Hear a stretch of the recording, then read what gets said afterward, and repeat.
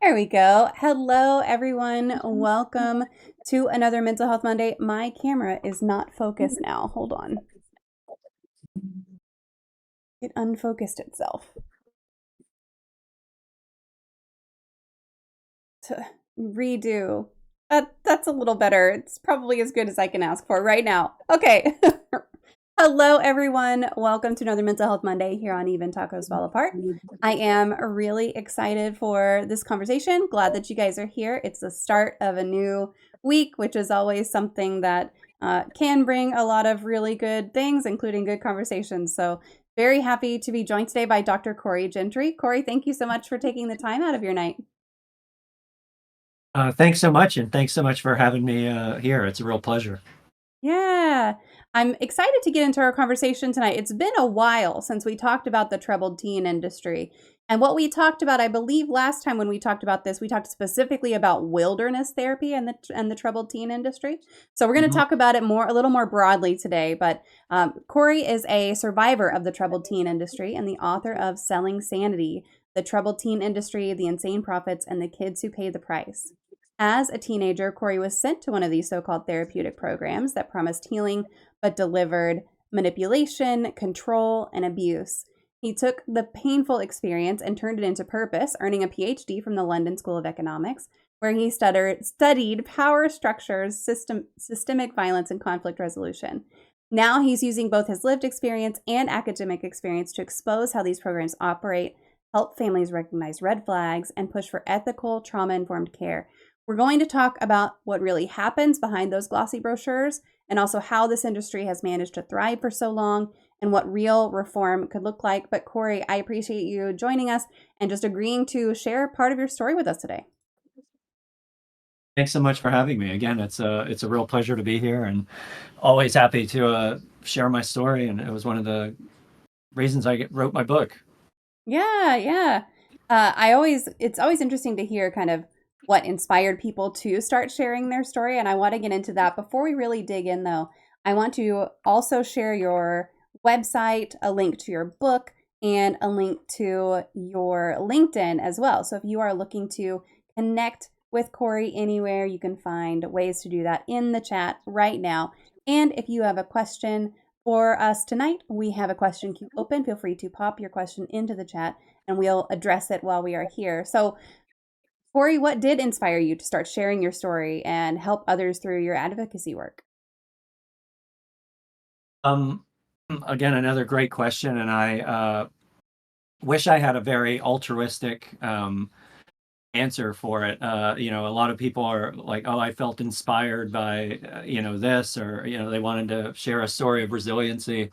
Mine was a series of just really being pissed off often by by what was going on in the industry, and unlike a lot of survivors, I don't know what this says about me. Probably that I'm just a glutton for punishment, but not a lot of people. Most people, when they get out of the those kind of environments, make it a point to never go back to those type of environments in one way or another. So, and that was very much my experience as well. As for a long time, it was just this kind of very strange part of my life that I decided that I was going to just bookmark it and be like, well, that let's hope that we never relive this again, and we'll just kind of move on. And um, unlike a lot of other survivors, I had the good fortune to move abroad for my education and everything. And I moved to Europe, and I kind of joke with my fiance and friends, and all of that, all my European friends over there, because whenever I would talk to them about my experience, if it would ever come up or something like that, uh, it was just seen as this kind of cultural nuance almost. They'd be like, "Oh, you're so American. That's such an American story. This would never." Happen in Germany, or it would never happen in Britain, or it would never happen here. And all of that is very true. It would never happen in any of those countries. But um, in an odd way, it kind of helped me move on from my story in a way, because it was so foreign to those people. And then through a series of kind of circumstances, I ended up working in the commercial treatment industry again. But this time it was not on a therapeutic side or anything. I was doing a lot of business advisement and consulting, because that's the line of work and profession that I was mostly trained in, is kind of management and strategy consulting.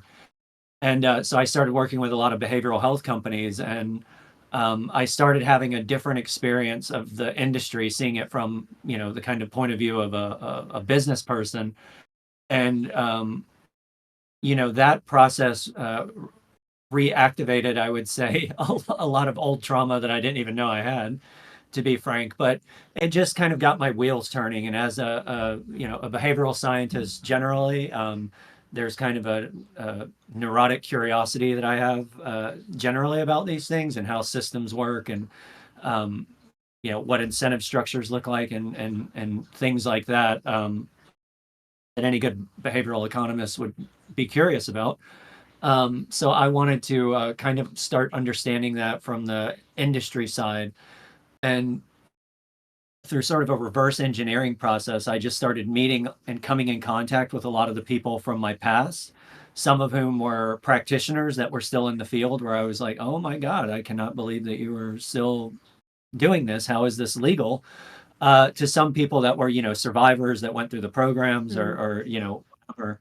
And, and it was interesting, several years ago, when Paris Hilton, quite frankly, kind of broke the mold and really kind of threw the gauntlet down on the industry, and started sharing quite openly about her experience. I was working in the treatment industry at that time, and I can tell you from the provider side, there was a lot of either outright denial or just full out, we're just going to pretend like this didn't happen. But there were a lot of people that were really bad mouthing her, bad mouthing a lot of other survivors in the Mm. industry, and just writing them off as like, oh, these people are rabble rousers. They're just, trying to stir up the pot. They were all crazy, this and that. And it really pissed me off a little bit, because I was like, well, wait a minute. I'm a survivor. Are you saying that I'm crazy, or that this didn't happen to me? And it always kind of brought up a really interesting conversation within like industry people, where I call it the ABBAs. You kind of are like, oh, so are you saying that I'm a liar and that I made this up? And it's like, ABBA, ABBA, ABBA, ABBA, ABBA, ABBA. They try and start explaining things away. And so I just, at that point, I had found a thread, and I just wanted to keep pulling on it. And then it was just a matter of, how do I, um, figure out a way to make this personal, in terms of it is a survivor story, but also not, and I mean this with no disrespect to any of the other survivors that may have written or whatever, but I did not want to get lost in kind of the indulgence of reliving my survivor story. Hmm. I really wanted it to be attached to kind of a greater narrative, and more speak in a kind of journalistic, for lack of better words, pseudo journalistic way, about the kind of macro problems that are faced in the industry. And I also thought it was important that around the time a lot of these survivor stories started coming out and about, that they were all, and again, nothing wrong with this, it just was kind of the nature of the beast at the time, where they were all female survivor stories. Mm. And I thought it was really important to, let individuals know that men uh, are often the victims of these types of abuses as well. I certainly was, and it's definitely taken its toll. So Yeah. sorry, that was a very long-winded answer to a very probably short question. No, that's okay. That's what we're here for, is those long answers. I mean, it's part of your story, and it's a great introduction to your story too. I find it really interesting that folks in Europe were like, "Oh, that's so American." Like, as was their assumption, "Oh, that's just something that Americans do in general."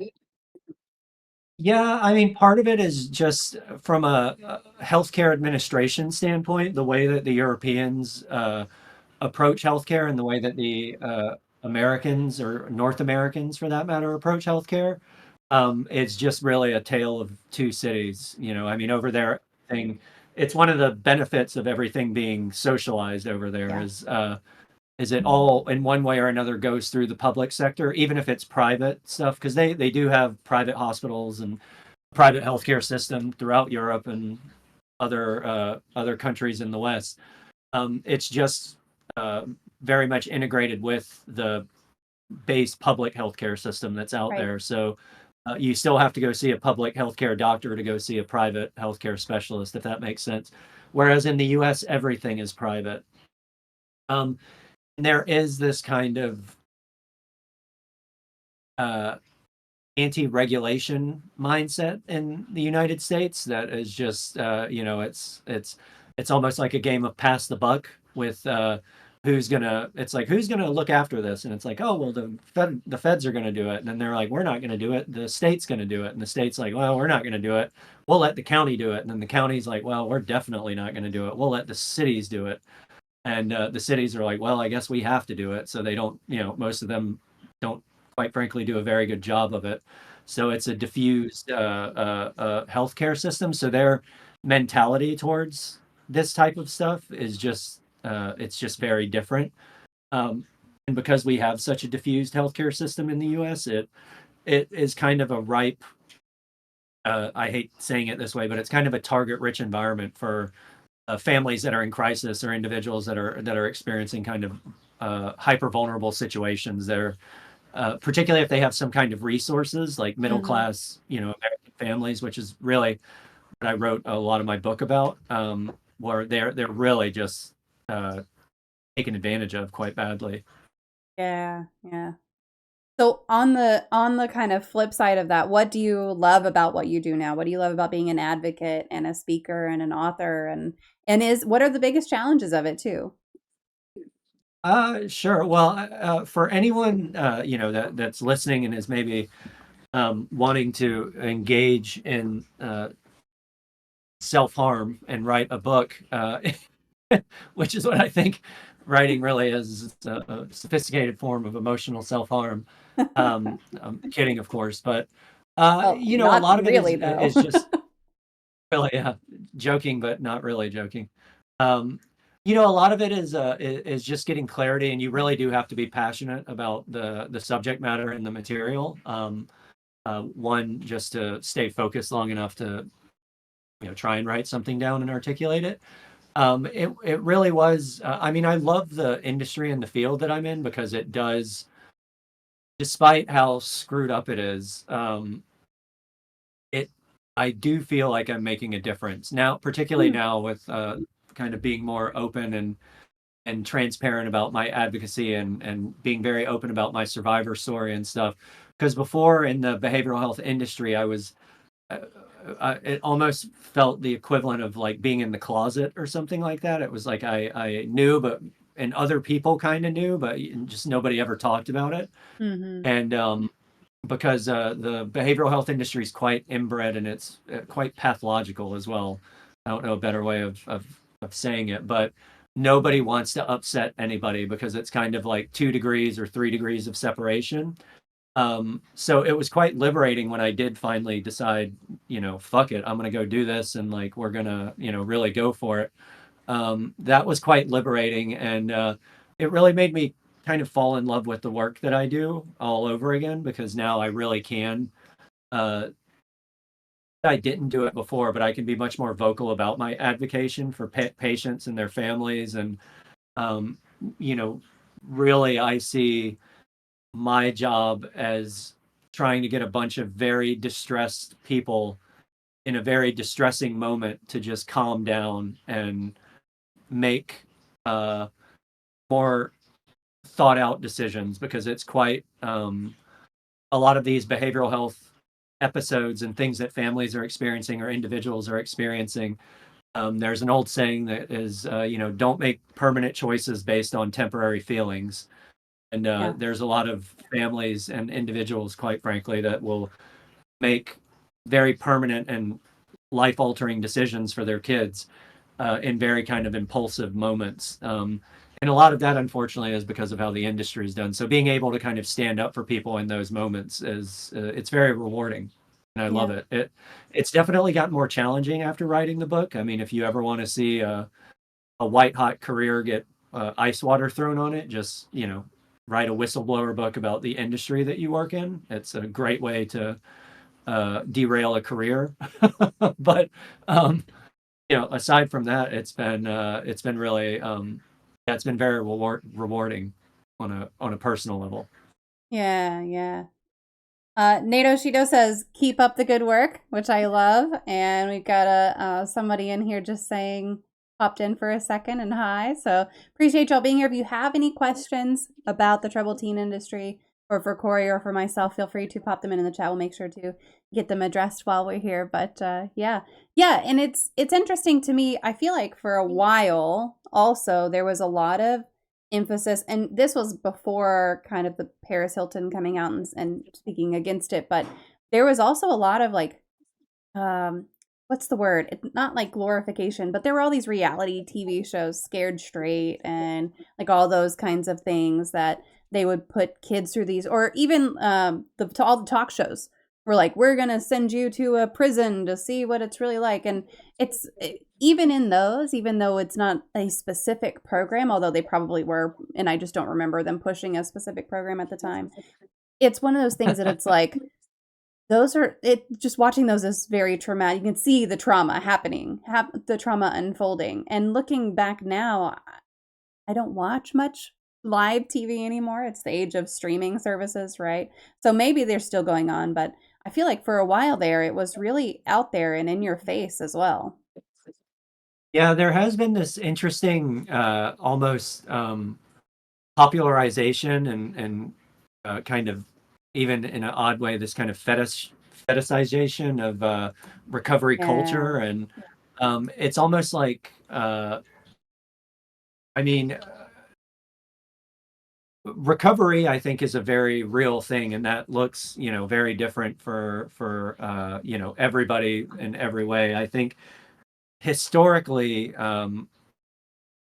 you know, there's not there's not a lot of science in mental health. I know that sounds like a little bit of an anathema, but if you think about it from a just like a general healthcare perspective, it's really kind of in its infancy in a lot of ways, and I think one of the reasons that it's so screwed up, for lack of better words, is that it's always kind of been the like redheaded stepchild of medicine in general. So it's kind of like, oh God, it's these people that we're going to deal with. You know what I mean? It's like the people that people already don't want to deal with them. You know, nobody likes the crazy person or the really drunk person at the end of the night, or the drug addict that's running around screaming at themselves. So there is an element of like, okay, let's just make this person go away as quickly as we possibly can without having to, listen to them. Um, as much as possible, because troubled people are troubling to be around often. That's part of the dysfunction. um, and sometimes there's some volatility and stuff like that involved in it, so there's just again kind of an impulsivity towards like, all right, let's just do something with this. And then because the field is really like in its infancy still, a lot of stuff that just gets kind of passed on as like fact is actually not fact at all. And you get a lot of these, particularly now in the age of streaming and even on those shows and stuff, is because the licensing and all of that stuff is so like flimsy, that there are a lot of people that are really positioning themselves as like experts in the field that know nothing at all about it. And it's Hmm. like, what the hell is this person doing talking about this? They've never, uh, and it's become almost this kind of like pop culture component where it's almost like pop psychology or pop psychiatry or pop, whatever, where it's like, oh, it's all in the body, we'll just figure it out, or whatever. And then you have a lot of these people that know nothing about nothing, that are passing themselves on as like experts, and even some of the experts in like therapy and stuff like that. And I mean, nothing bad about these people, but folks like Gabor Mate and even Brene Brown and folks like that, they all get kind of bundled into this like general psychology kind of language and vernacular that just gets thrown around and kind of gets recycled into popular culture, where a lot of the sayings don't really mean anything, like trauma. Hmm. You know what I mean? Everybody uses that word trauma today, almost to the point where it like it means nothing anymore. It's like, oh, I have trauma. It's like, well, what did you drop your orange mocha frappuccino on the way to your chemistry class today? Is that the trauma we're talking about, or is it like, you know, big trauma? So the phrases get kind of thrown around a lot, and it just it makes it a little it makes it a little harder to like pass off. But because of that, it kind of because of that process as well, it also kind of just makes like these armchair diagnoses fact. And we see a lot of that these days. It's like, oh, well, oh my God, I was listening to this influencer on TikTok, or I saw this, you know, Brene Brown video on this or that, or I did this. So, and they kind of like self-diagnose themselves. And it's Mm-hmm. like, no, no, no, this is like, you know, these things really mean something. And I think the behavioral health industry has kind of done itself a real discredit in the way that it's tried to popularize itself almost. Uh, Um, and it's like, you know, uh, a mental illness isn't like a lifestyle choice. You know what I mean? It's not like drinking oat milk or deciding that, you know, you want to live in Brooklyn or, you know, whatever. It's not, it's not a lifestyle choice. You know, it's like a legitimate pathology. Um, and I think the whole like sober curious recovery, like, you know, the whole like mocktail world, it reminds me a lot of religion. It's kind of put on mm, this like almost religious face to it, where it's almost like an us or them kind of thing. And it's like, oh, there are those people that drink and that do this or that, and then there are those other people. And to me, that just seems very unhealthy. You know, yeah, yeah.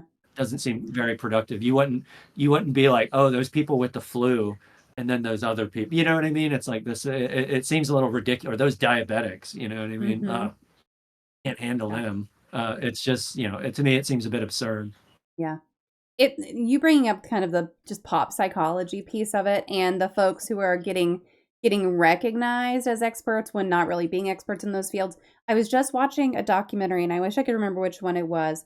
But they went through several different people's stories, and it's obviously these huge, awful, terrible stories of you know, child sex predators and like all these things, and you someone married them, and then they have these psychologists come on, and they'll be like, well, clearly this guy has da da da. And it's like, did you do any sessions with him? Are you just basing it on one person's side of this? Did you actually, what's the basis for it? But the way that they put it in these shows, it's like, they're the expert. Here it is. And then you go to their, because of course all of them have YouTube channels. You go look them up. I'm curious. And I'm like, who are these people that they have on the screen? And so you go look them up, and it's like their YouTube channel has nothing to do with the one that they're with what they're talking about. Uh-oh, it looks like we might have lost video feed, but that's okay. But yeah, it's just one of those things that it's like, what are the credentials? What is happening here? Where did you find these people? Did they just agree to come on? And it's very interesting to me. Yeah, a lot of it. Can you still hear me okay? I can hear you just fine. Yes. Yeah. Well, it should be Okay. fine. If your video comes back, Uh, that's great. If not, it's also okay. oh, video's back now. Yeah, looks good. But yeah, Got the video back. it's just very it makes me question a little bit, and I feel like it puts the whole field of mental health in a bad position whenever you're doing things like that, because it's like, well, they said this, and later whenever it comes out that that wasn't true, okay, now who do we trust? Now what do we trust? Now where do we go from here? Yeah, and it really does. And you're quite right. Like a lot of these, most of the coaching and the stuff I do with families, it's they don't realize that most of the people that they're talking to aren't they don't have any kind of license to do what they're doing. Yeah. And because they don't have a license to do what they're doing, that means that they have nothing, there's no risk for them. So that it's why we have like licensing bodies. If a doctor screws up, if I like go to see you and I'm like, man, my shoulder's really like, you know, going, you're like, oh, I'm going to operate on your shoulder. If you're like, if you come back to me and you're like, hey, you know, that shoulder operation, I accidentally left some stuff in there and we're going to have to go back in and like, you're probably not going to be able to use your shoulder again. I mean, in addition to, you know, that being a horrible experience, you know, you're probably going to get in a lot of trouble with your licensing board Yeah. as a doctor there's going to be some, significant lawsuits that take place, and some people are going to have some things to say.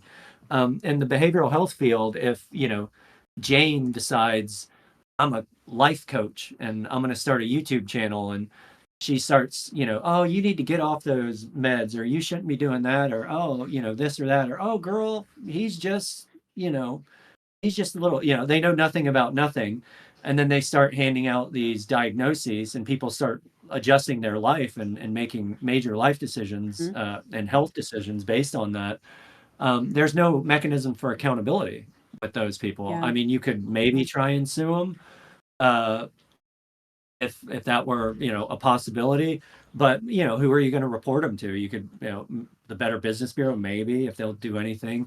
But there are If. no, like, state licensing bodies or anything. So with a lot of these program owners in these like treatment programs, which there is legitimate treatment out there, and it's unfortunate because I make this distinction in my book between the industry, which is just that, it's an industry, it's like a beast that's just constantly feeding itself, and then the profession, and there are many legitimate providers out there that are really good therapists, they're good forensics, they're good psychiatrists, and they're really just they're doing God's work. They're doing the tough day in, day out, like people dealing with very difficult situations and helping them process it. And those people should be supported and quite frankly rewarded generously for the work that they do.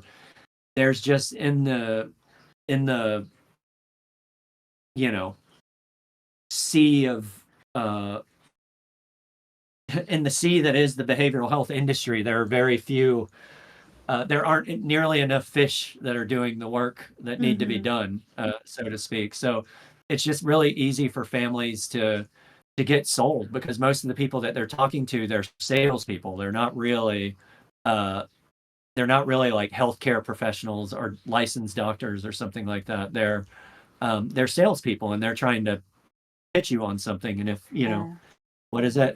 There's that old saying in like a con: if you don't know who the mark is, then you're the mark. Hmm. Um, so, in those situations, it's kind of a perfect storm if you think about it. You get families that are in crisis. They're emotionally, maybe they have a kid. In my case, I was like 15 years old. I was very emotionally disturbed, angry.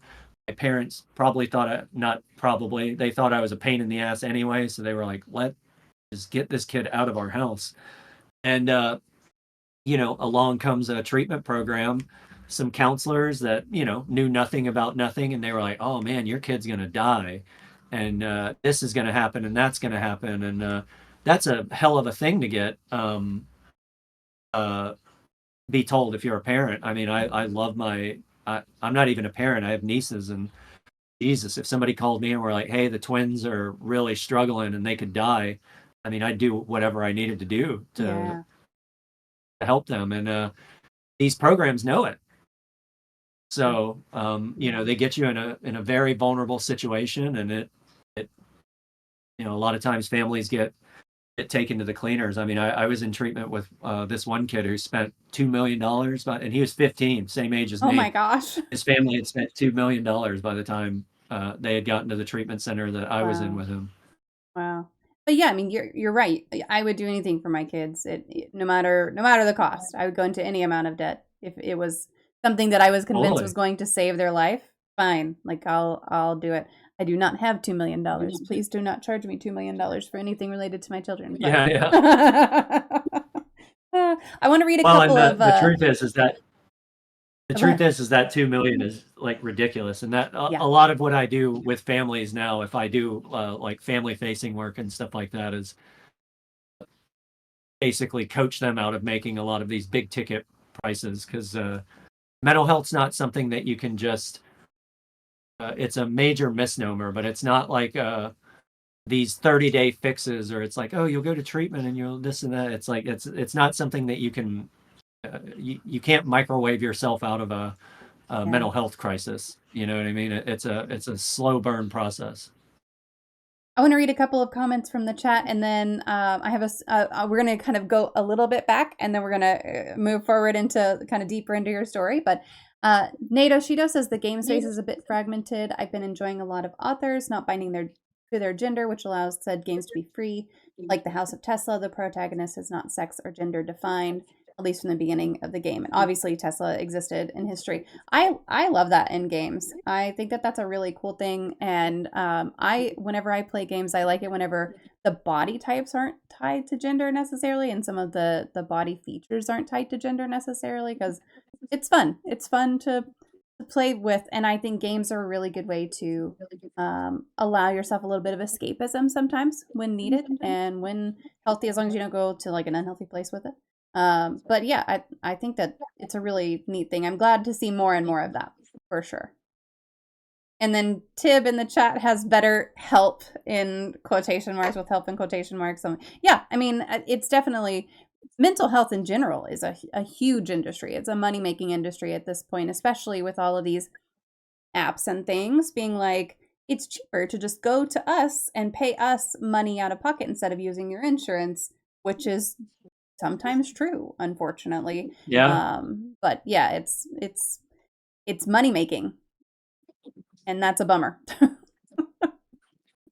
Yeah, I mean, there are some, structural problems for sure that need to be addressed in the way that we, fund and administer healthcare in the United States. Because I mean, across the board, it's punitively expensive. But funny enough, you say that it's a money-making industry. It's very true. But I mean, if you look at what the United States spends on healthcare every year, I think we spend between like I think it's like 3.8 and 5 something trillion dollars a year on healthcare is what we spend in the US. Only 3% of that is on behavioral healthcare, but 3 to 5% depending. But that little 3 to 5% makes up for almost 20% of all healthcare fraud in the Oh United wow. States. Oh, that's Yeah, wild. yeah, yeah. So it's a big cost driver particularly for like insurance companies and stuff like that. Yeah.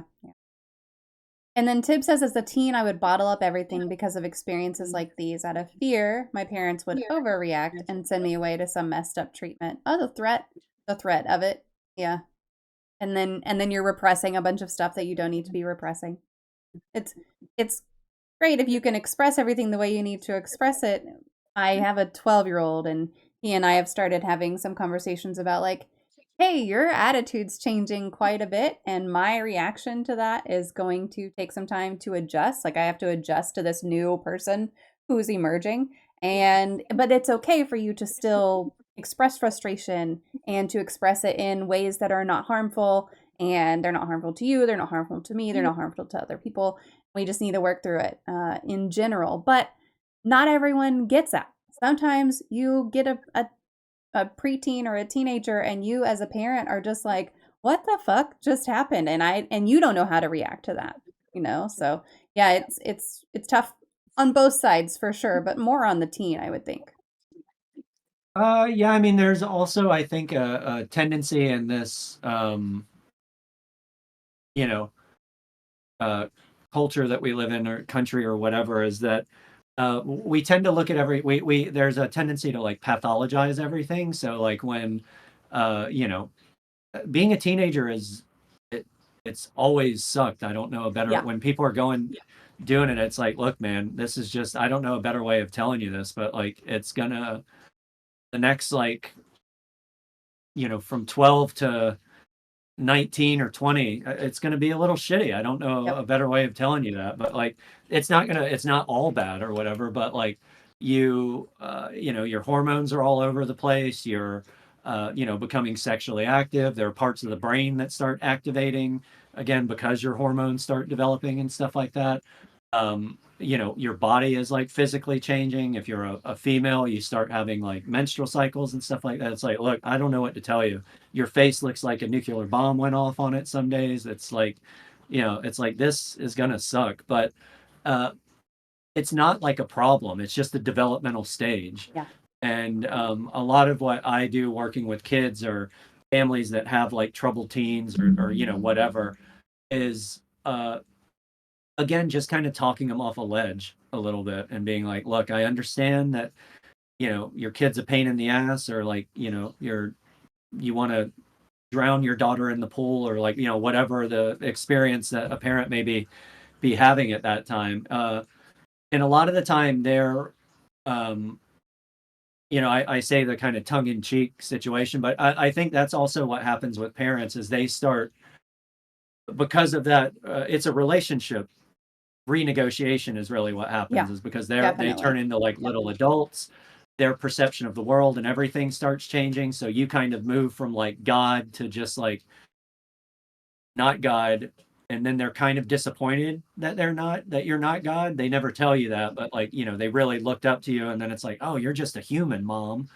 And the parents sometimes have a hard time with that too. On the other side, it's like it's like, no, my little baby boy, he thought I was everything, and now he's telling me he hates me and he wants to spend time with his dad instead. So he must be going nuts, and we got to send him away somewhere. It's like, look, he or she or they or whomever, they're just being dickheads right now, and Hmm. unfortunately, that isn't a behavioral health issue. That's just like a developmental problem, and it's but it is a bit of a dance. And I think with a lot of families, the first thing I tell them to do is to get attached to like an actual forensic clinician that can, you know, give you a proper diagnosis or not. And if they say like, hey, this kid's like normal, other than like, maybe this or that,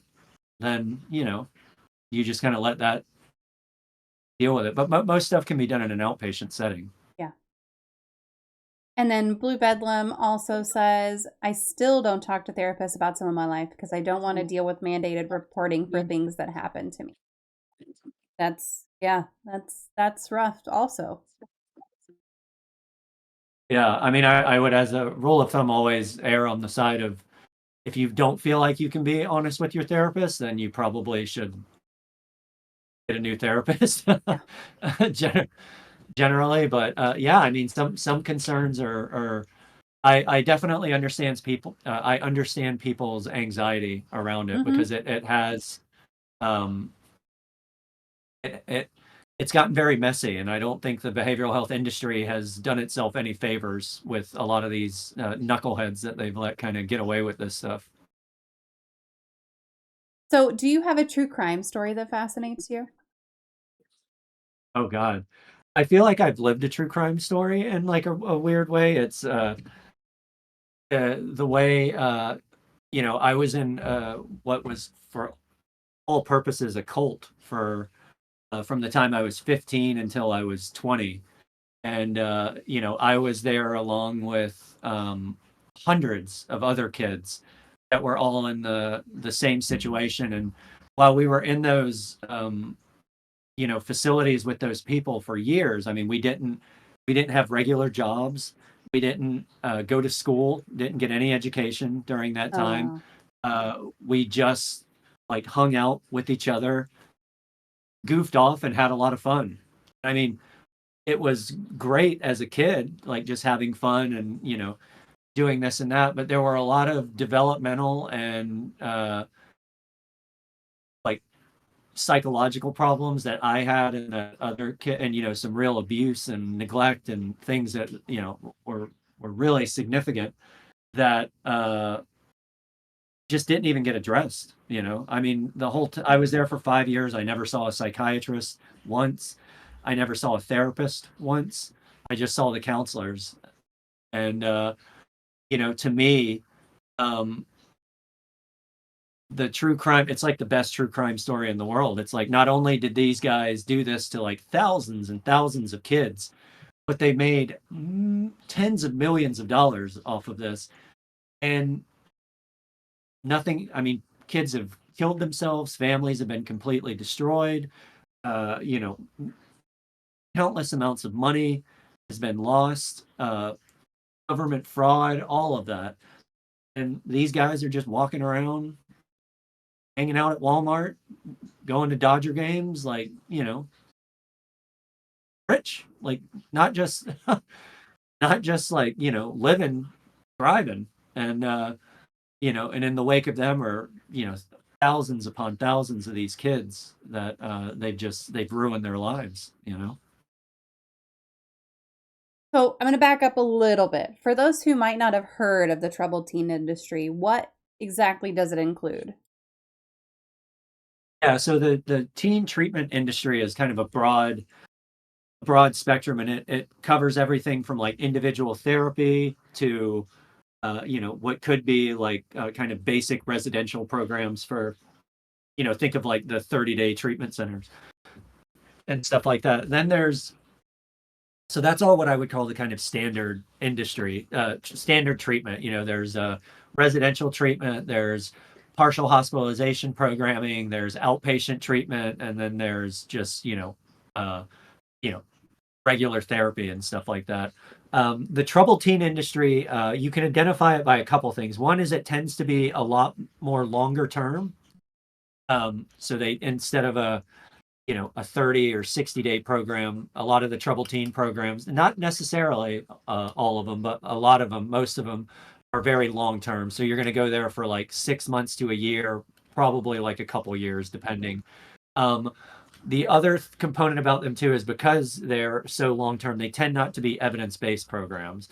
So if they were evidence based programs, they would be doing something probably around like, long term psychodynamic or psychoanalytic group programming and stuff like that, which is amazing. It's I've done it. I did it in the UK. It's brilliant. Like it's probably one of the most like life altering therapeutic processes that I've personally ever done and on my own, or not on my own, but like with a therapist therapeutically.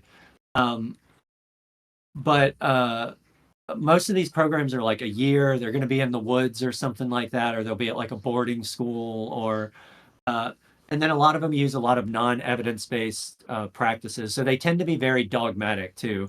So a lot of them are like hyper abstinence based.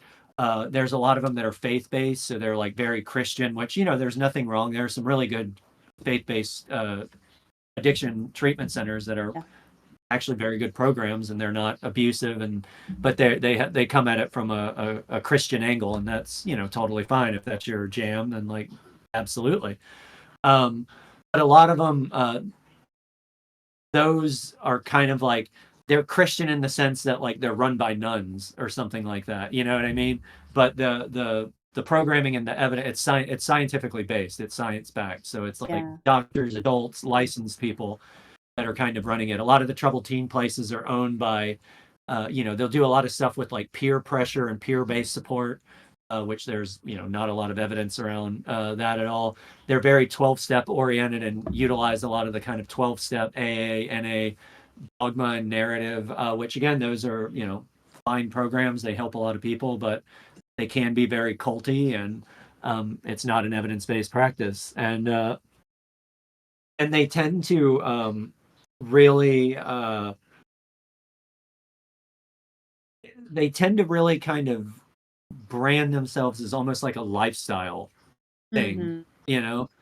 And whenever I talk to parents about these places, and I'm like, get a feel for them, like talk to them the way you would like a college recruiter that was trying to get your kid to go to, do they go to Yale or do they go to Dartmouth? Like which one, and it's like, uh, I think it's so funny that these families, a lot of whom have, a lot of them have no money, but a lot of them have, not a lot of them, but some of them have quite a lot of money, and they have more money than they will ever be able to spend. And despite that, they're very meticulous business people and stuff. And if they were buying a car or a house or something, they would do so much background information and diligence on all of this stuff. But for these like treatment things, some of which can cost like hundreds of thousands of dollars, millions of dollars even, they're just like, oh yeah, okay, they said it was all right, so like I guess we're gonna go with it. And I'm like, oh my god, no, you need to look into this the way you would a school for your kid, because it's going to have way more of an effect on them developmentally than a school ever would. Can you share a bit of what led up to you being sent to a troubled teen program? Yeah, I mean, I was a messed up kid from the get go. I mean, I was born in we were just more white trash is really what I was. I grew up in a very disenfranchised economically family in rural Georgia. My dad was like, an electrician basically, and my mother was very mentally ill and suffered with a lot of problems, and we were just really poor. And I grew up in trailer parks and playing in trash cans and stuff like that. So it was I mean, just growing up in that environment was kind of rough in of itself. And then, I genetically probably, not probably, I genetically inherited some of my mother's, depression tendencies and stuff like that. And, there wasn't anything else for kids in our part of the world to do other than, shoot guns, drink, and do stupid shit that usually involves shooting guns and drinking. So, Right. um, it was, it was kind of an inevitability that I got that I was like a perfect candidate to these treatment centers, and uh, not that there was anything wrong with me either. It's just that and not that there's anything wrong with kids that come from that background or anything like that. Again, it's that kind of like being a teenager isn't a mental health being poor isn't a mental health diagnosis, um, they're socioeconomic circumstances, and but the programs, a lot of times they won't even look at the like socioeconomic components of it. They'll just look at like some of the behaviors and be like, oh well, he's doing drugs or he's drinking, he's getting in trouble with this and that. So at 15 years old, they didn't ask me one question about my mother's drinking, her depression, my drinking, any of that. They were just like, you're a drug addict and an alcoholic, which is kind of a damning thing to say to a 15-year-old kid, because that's going to stick with you for the rest of your life. You now have a diagnosis that's written next to your name. um, and so it's quite stigmatizing. But also when you're a disruptive teenager, and your life is already disruptive, these guys kind of, they were very clever the way that they did it, but it was like, man, you're so screwed up, you're doing this and you're doing that, and like, man, you're so screwed up you don't even know it. And for most teenagers, you don't have to push hard to convince them that there's something wrong with them. Yeah. I mean, it's like, no shit, there's something wrong with me. This is like the most evidential thing in the world. Look at me. Look at what's happening to my body right now. Something's wrong with me. So, uh, it's a bit, I think, dangerous the way that these programs just kind of shell out these things, because not only are you being talked to by a trusted uh, provider, someone that you look at as an authority figure and that thinks you don't know that they don't know what they're talking about. This, some 15-year-old kid or what, I had no idea. This guy, he was like, "Oh, I'm a drug abuse counselor." And to me, I was like, "Oh, that must mean you know something."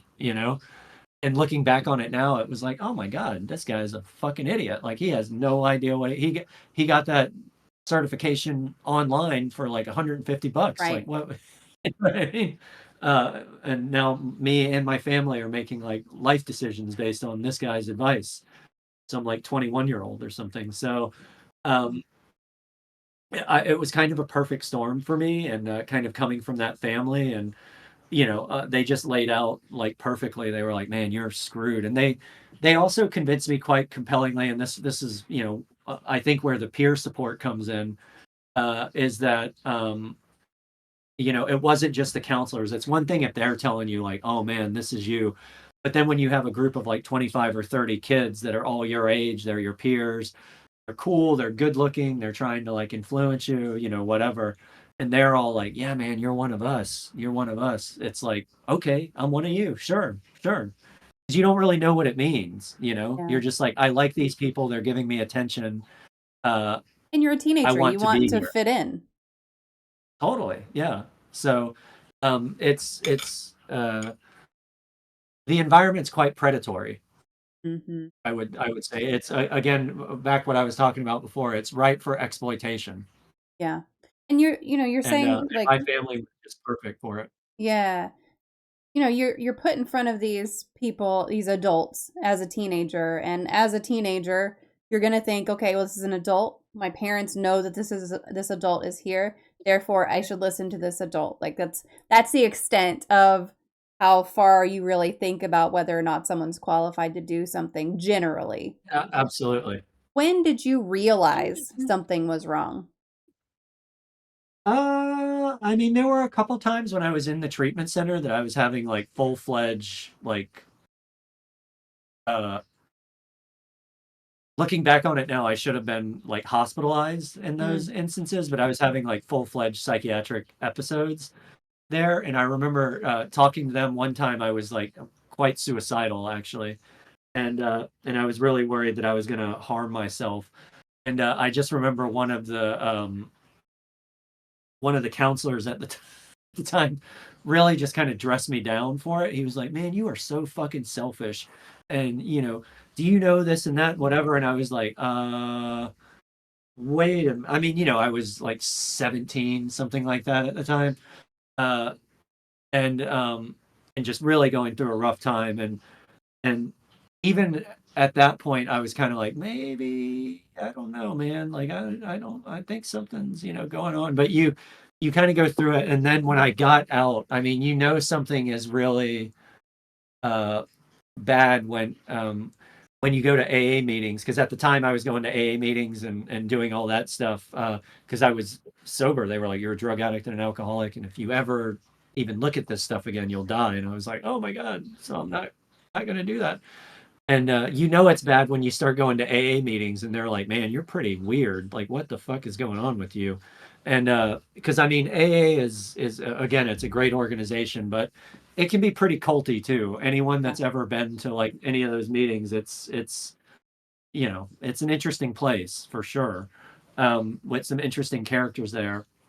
And it's pretty bad when even the kind of crazy people in AA are like, this kid sounds like. I mean, they used to just tell me like a year or so into AA, they're like, "Man, what the fuck is wrong?" Pardon my French for saying it this way, but they would just ask me sometimes, like, "What the fuck are you thinking, dude? Like, who told you that?" And I'd be like, "Oh no, it's because of this," and I'd explain what the counselors had told me, and they were like, "Man, you're a fucking idiot. Like, you have no idea what you're talking about, you know."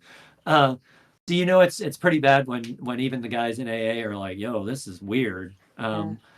A few years into that, that's when I was kind of like, oh man, this is not good. And I actually met a physician in AA who kind of saved my life. He really helped me in a lot of ways. And he was a doctor, so I kind of trusted him and listened to him.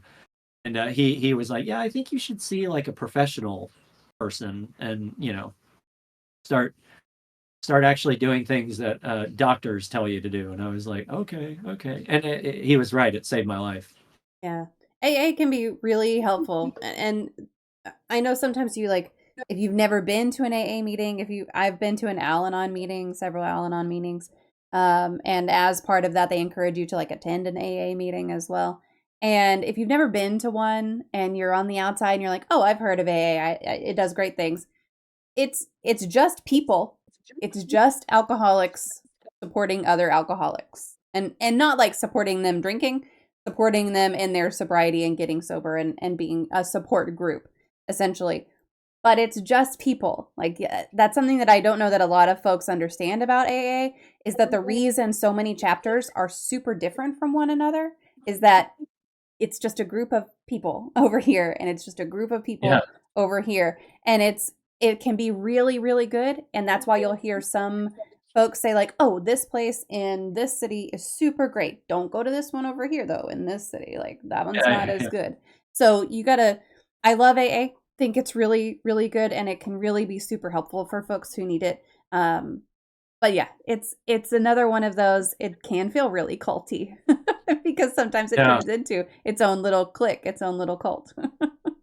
Yeah, and there is certainly an element in AA that can feel a bit like um, well, it's just like a religious component. They can be very Yes. dogmatic, and it's like, oh, you gotta do this and you gotta do that, and this is just how it is, and whatever. And it's fine. But I mean, I certainly dealt with this, and I was very fortunate that I kind of fell in with a physician who kind of looked after me and stuff. But I mean, I would get stuff all the time about like, oh, you shouldn't take medication, or you shouldn't do this, or you shouldn't do that, or and people acting like relationship counselors or a lot of that. And yeah, I think AA is it's a great organization, but I think you said it beautifully. It's just people. It's peer support. It's like, everyone's different. I'd take anything that anyone says in there with a grain of salt. It's just, Tib says, I've been to one as an outsider. The thing I don't like is the counting days chip thing. IMO, once you quit, it should be just be thought of as a thing no longer a part of your life. I mean, yes, and for some people that's super meaningful. For some people, it's not that meaningful. So it depends if you get meaning out of it, and that's one of the things that I do like about AA is it's like take what you take what is meaningful to you and like leave the rest. And then whenever they talk about the religion part of it, it's like what's your higher power. They're not necessarily tying it to a specific religion. So yeah, there's good and bad, I think, in that especially. So yeah. how did they shape the way you think about trust and authority or control today?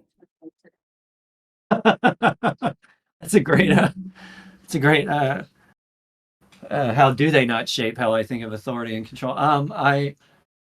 I mean, I will say that it has given me, um, uh, I'll share my kind of personal viewpoint with this is that when I got out of the treatment centers and I kind of realized what had been done to me, for lack of a better word, that I had been, in a lot of ways, just systematically abused and brainwashed for like 5 years.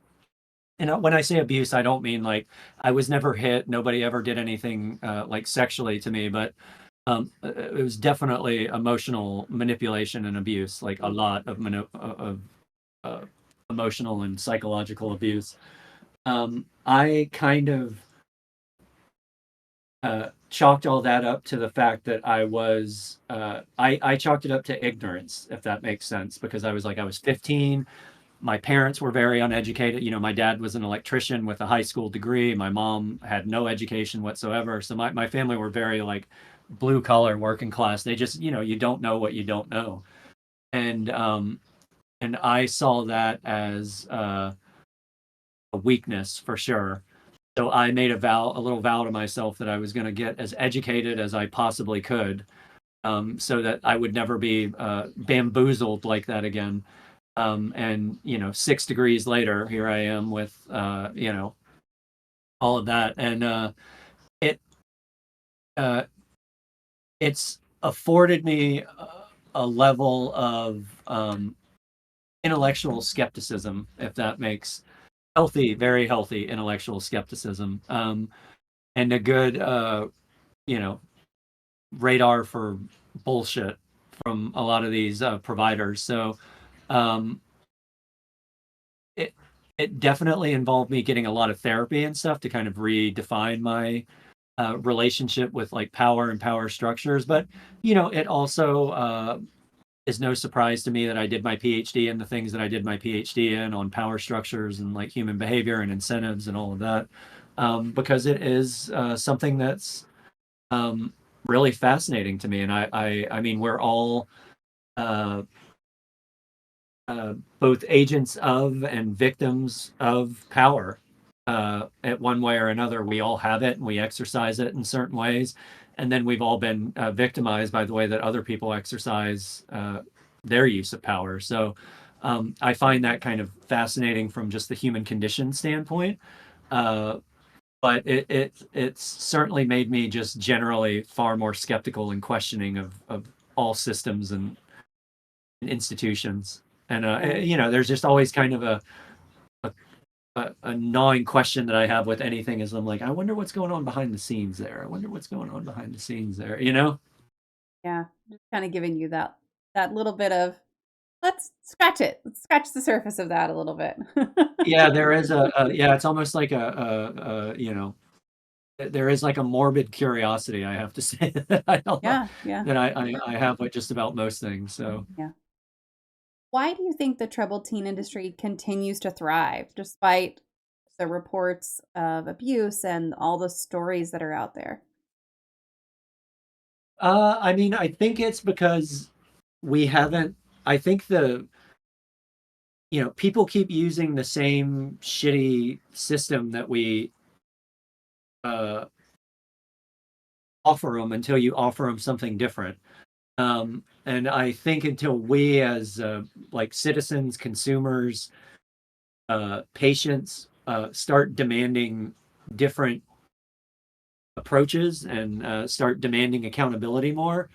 Um, and I think, for a long time they were able to get away with it because it was just it was different times. But I do think one of the benefits of social media and kind of what's going on now is there are changes that are coming, and you do see the industry, although very slowly, uh, start making some changes. But again, it's one of those things where it's a population of people that nobody wants to deal with. Nobody wants to deal with like troubled kids. And anytime you have a vulnerable, troubled population of individuals, you're going to have abuses. It's just unfortunately it's the way that it's always the way that it is.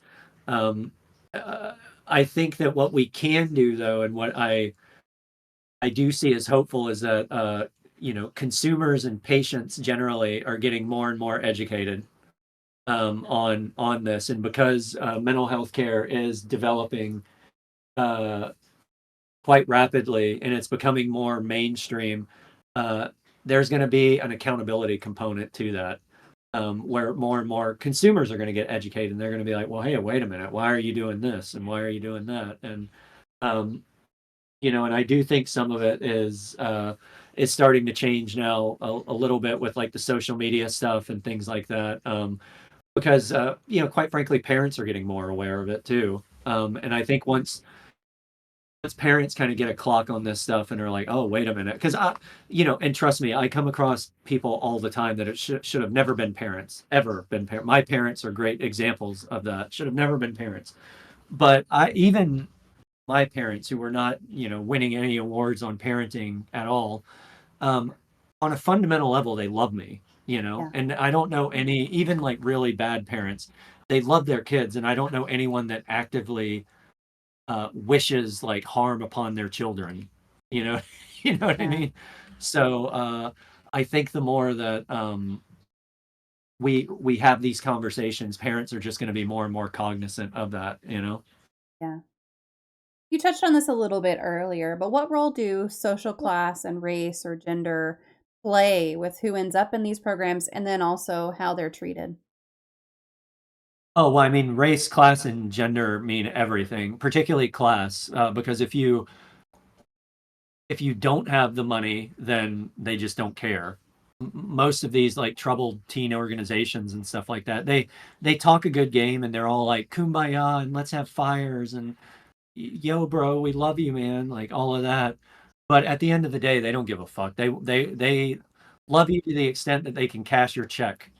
And as soon as that check stops, you're going. They may not throw you out that day because they don't want to look overtly opportunistic, but like you're going to be going. And so they're overwhelmingly white, very waspy, Anglo-Saxon Protestant, some Catholics in there definitely. But there's a reason that these programs keep popping up in like luxurious Montana or in the mountains of Wyoming or Utah or something like that. They're not building these programs in Compton or in South Chicago or in South Boston or something like that. You know what I mean? It's not happening uh, in like uh, Brooklyn Heights or something like that. It's what I mean. These aren't like poor Black and Latino kids that these companies are spending millions of dollars to outreach to. That it's middle class white families that they can bill, Hmm. and they bill a hell of a lot of money. Some of these programs are like 30, 40, 50, $60,000 a month, and they want you to stay there for like 6, 9 months a year. So families are remortgaging their house, cashing in on their retirement. You know, and before they were taking out like second more when interest rates were lower and stuff like that. So a lot of them now are hurting mostly because the economy's been stretched a little bit more. So families aren't as willing to like go into debt as they normally would be. But I still talk to people all the time that are at least once a week that are like, yeah, we're going to mortgage our house, or we're going to do this, or we're going to do that, and um, that's where I personally like to come in and be like, look, this is, let's think about this, and there are some other options, and you know, uh, a lot of it's just people don't know how to think about these things.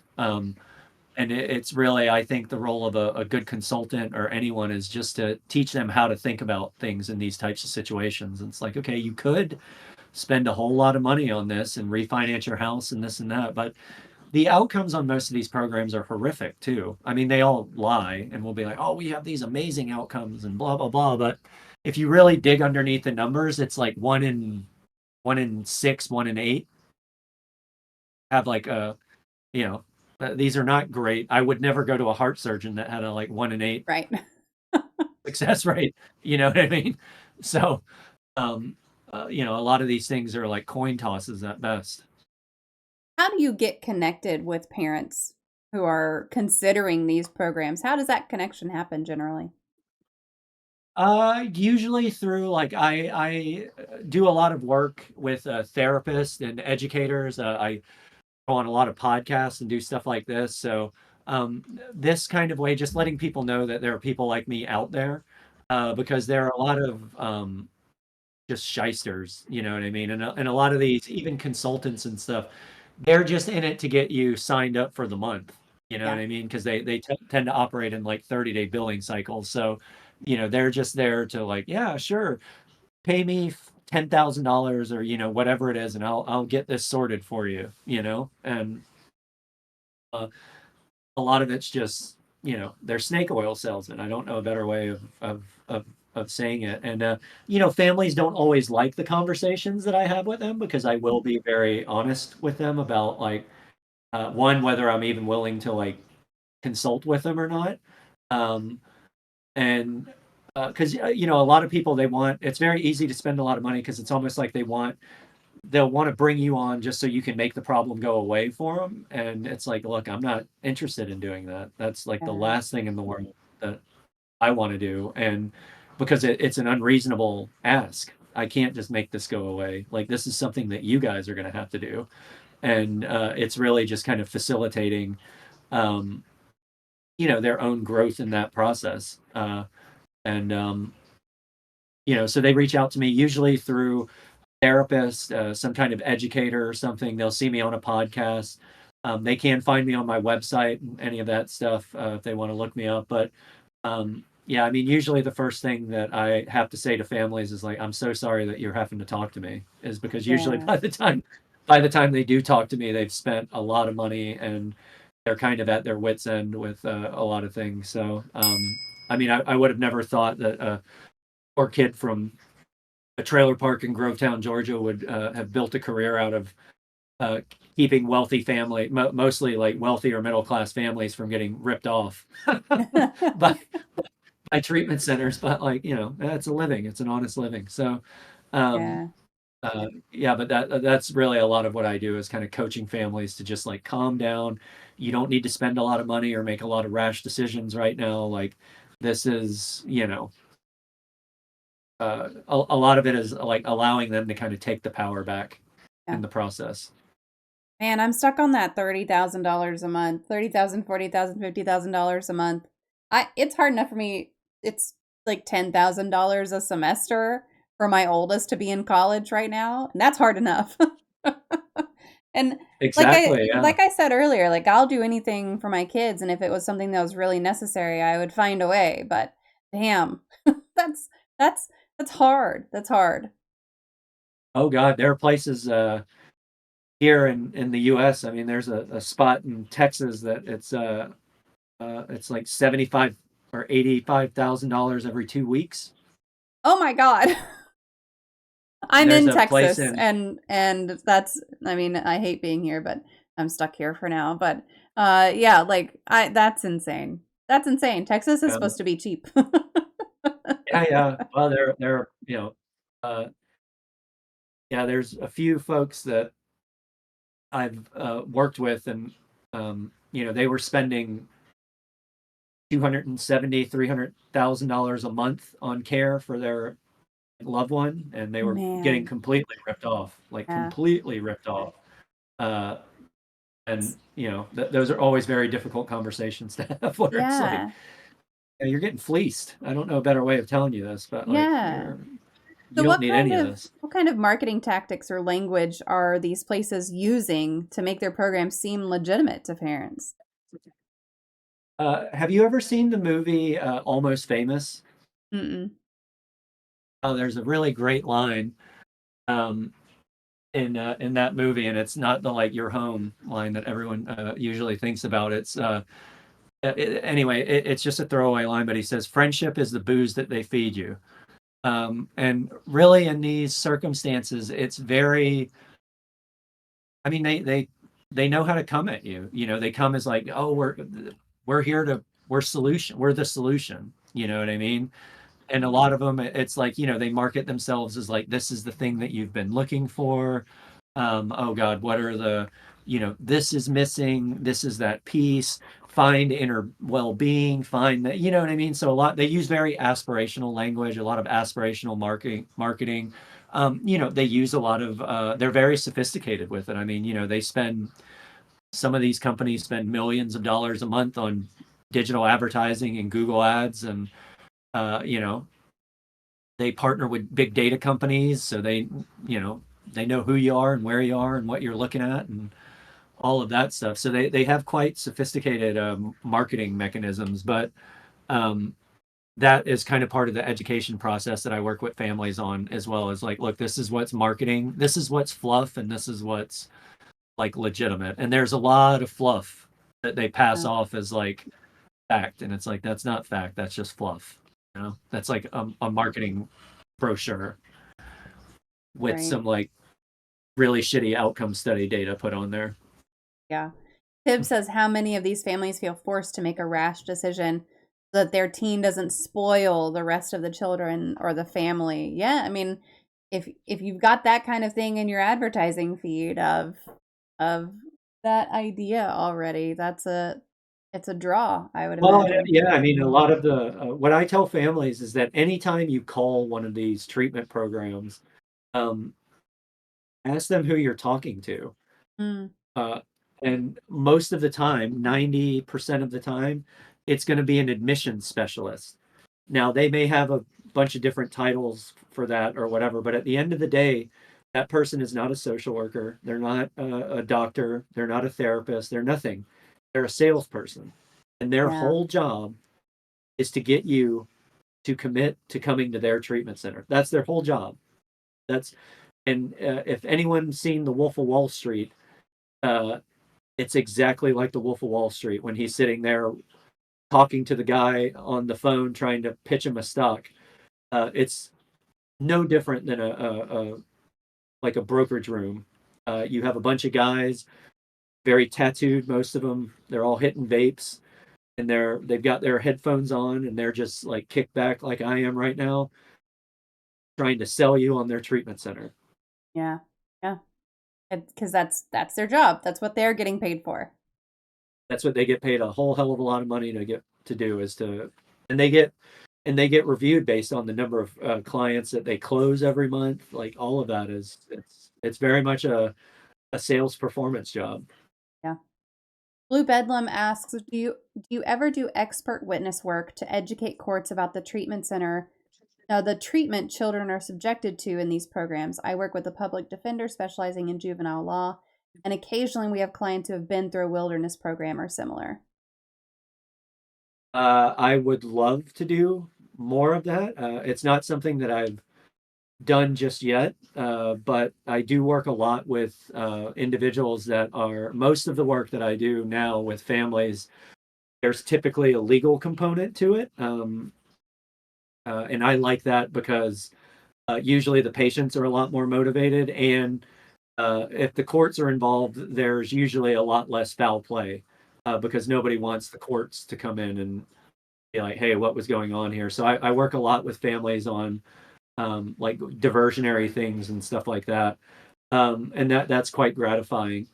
Uh, but the short answer is no. I haven't done anything directly with the courts for educating them, but I'd absolutely love to, and I'd be more than happy to connect and try and collaborate with that individual. Yeah. Are there any red flags that a parent or an educator should look out for whenever they're evaluating youth programs? Oh, there are so many. And if you go to CoreyJentry.com, you can check out my book, and there's also a downloadable guide that I have for red flags for identifying treatment centers. I mean, the biggest thing that I tell families to watch out for is if they're trying to speed the process up. That's always a red flag. So if they're trying to pressure you in any way, shape, or form to make a decision, that is not good. That is not good. And you should not go to that program. The other is to ask them if you can speak to the therapist, not the associate therapist or the counselor or the admissions person or like whoever. Ask them if you can speak to the actual therapist, licensed therapist that's going to be treating your child. If they let you do that, that's probably a good thing, and then you can ask that therapist all the questions that. And in my guide, I would ask them, you know, where did you go to school? Who did you study under? What did you study? What is your therapeutic specialty? Because therapy is a lot like if they're like, oh, I work with anything, that's not a good therapist then. That means they don't do anything. Um, because like a generalized therapist is like the equivalent of a GP, it's just Yeah. like a doctor. And like any medical specialist will tell you that like general practitioners, they're great, but they're idiots. Not that they're idiots. It's not like they're idiots, but like they're just that. They're generalized. They have a general idea of what's, going on. So like a general practitioner has a general idea about psychiatry. He's not a psychiatrist though. He Yeah. he he did not do the like 6 extra years of training that psychiatrists go through when they do it. And therapists are very much the same way. There are therapists that specialize in trauma. There are therapists that specialize in like more skills focused things like CBT, cognitive behavioral therapy, or dialectical behavioral therapy. There are cognitive behavioral therapists that are just focused on like it's called PCBT, so it's like or CBT, so it's like CBT for psychosis, which is for like schizophrenics and stuff like that. DBT specialists tend to work more with like mood disorders. There are specialists that work with like more OCD measures and things like that. So it's important to find out what they specialize in. Um, and ask those kind of questions. And if they can't tell you that, if they're just like, "Oh, we're very good at treating this," or "We're very good at," if you get these kind of like general superlatives, that's a red flag. What does trauma informed care really look like in comparison to all of this? Oh God, it's so funny. I was talking to my editors and a bunch of people about this uh, comment, and I was actually on the phone with a forensic with a current case patient that I'm working with and their family now, and the physician who is a great guy, really great physician, but he's just a general medicine guy, so he doesn't work in the addiction place, and he's the physician to this patient that I'm currently working with now. There, he was like, "Oh, well, they practice trauma informed care," and I was just like, "Oh my God!" I was like, "Please don't ever say that to me again." It was it's almost like one of those buzzwords that's just gotten like so dumbed down that it doesn't mean anything anymore. It's like, of course, every treatment program, every therapist is trauma informed. All that means is that you recognize from some basic standpoint that the individual that you're talking to has experienced either immediate or in their past some kind of traumatic episode. Like that is so ridiculous to me. It's like, of course, that could be my dog has experienced a trauma. You know what I mean? So we're in, but typically trauma focused organizations, they tend to be focused on like somatic experiencing. So that's like a very much a trauma informed modality. Things like EMDR, although there's a lot of controversy around EMDR, various forms of like talk and processing, process based therapy. They tend to operate. They'll have like just specialized trauma tracks. So and trauma specialists are quite frankly few and far between.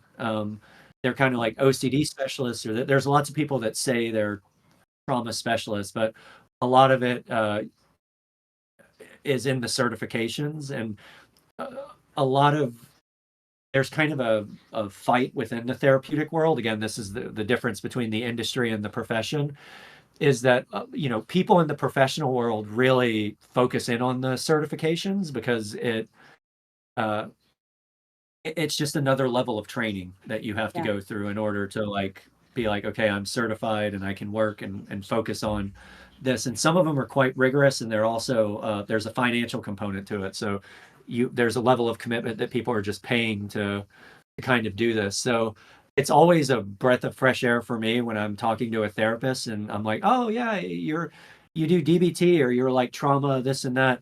And if they're like, oh yeah, and I'm certified in, this modality or that modality or whatever, for me, that's always like, oh, okay, this person probably knows what they're talking about. You know what I mean? Because that means that um, and then I ask them like, oh, when did they do that? Because it's kind of like, uh, you know, yeah, I'm a legal driver. Oh, you got your driver's license yesterday. I think I want a new Uber driver. You know what I mean? Whereas, it's like, yeah, I'm a trauma informed therapist and I've been practicing for like 5 years. And you're like, oh, okay, so this person's probably, seen some stuff. Other things I look for is where they worked before. So anyone that's come from like the VA, for instance, or any kind of like state or public mental health organization, they tend to be amazing because they get all of the training that you could possibly ever want and more. Whereas people that are like, oh, I came from this like private place and then I went to this other private place, they're probably not going to be as rigorous. Also, too, with therapists, it's kind of like doctors. What makes you a better doctor is dealing with like a bunch of really wild shit. You know what I mean? Right. Because you just get like practice at dealing with like all of these different presentations.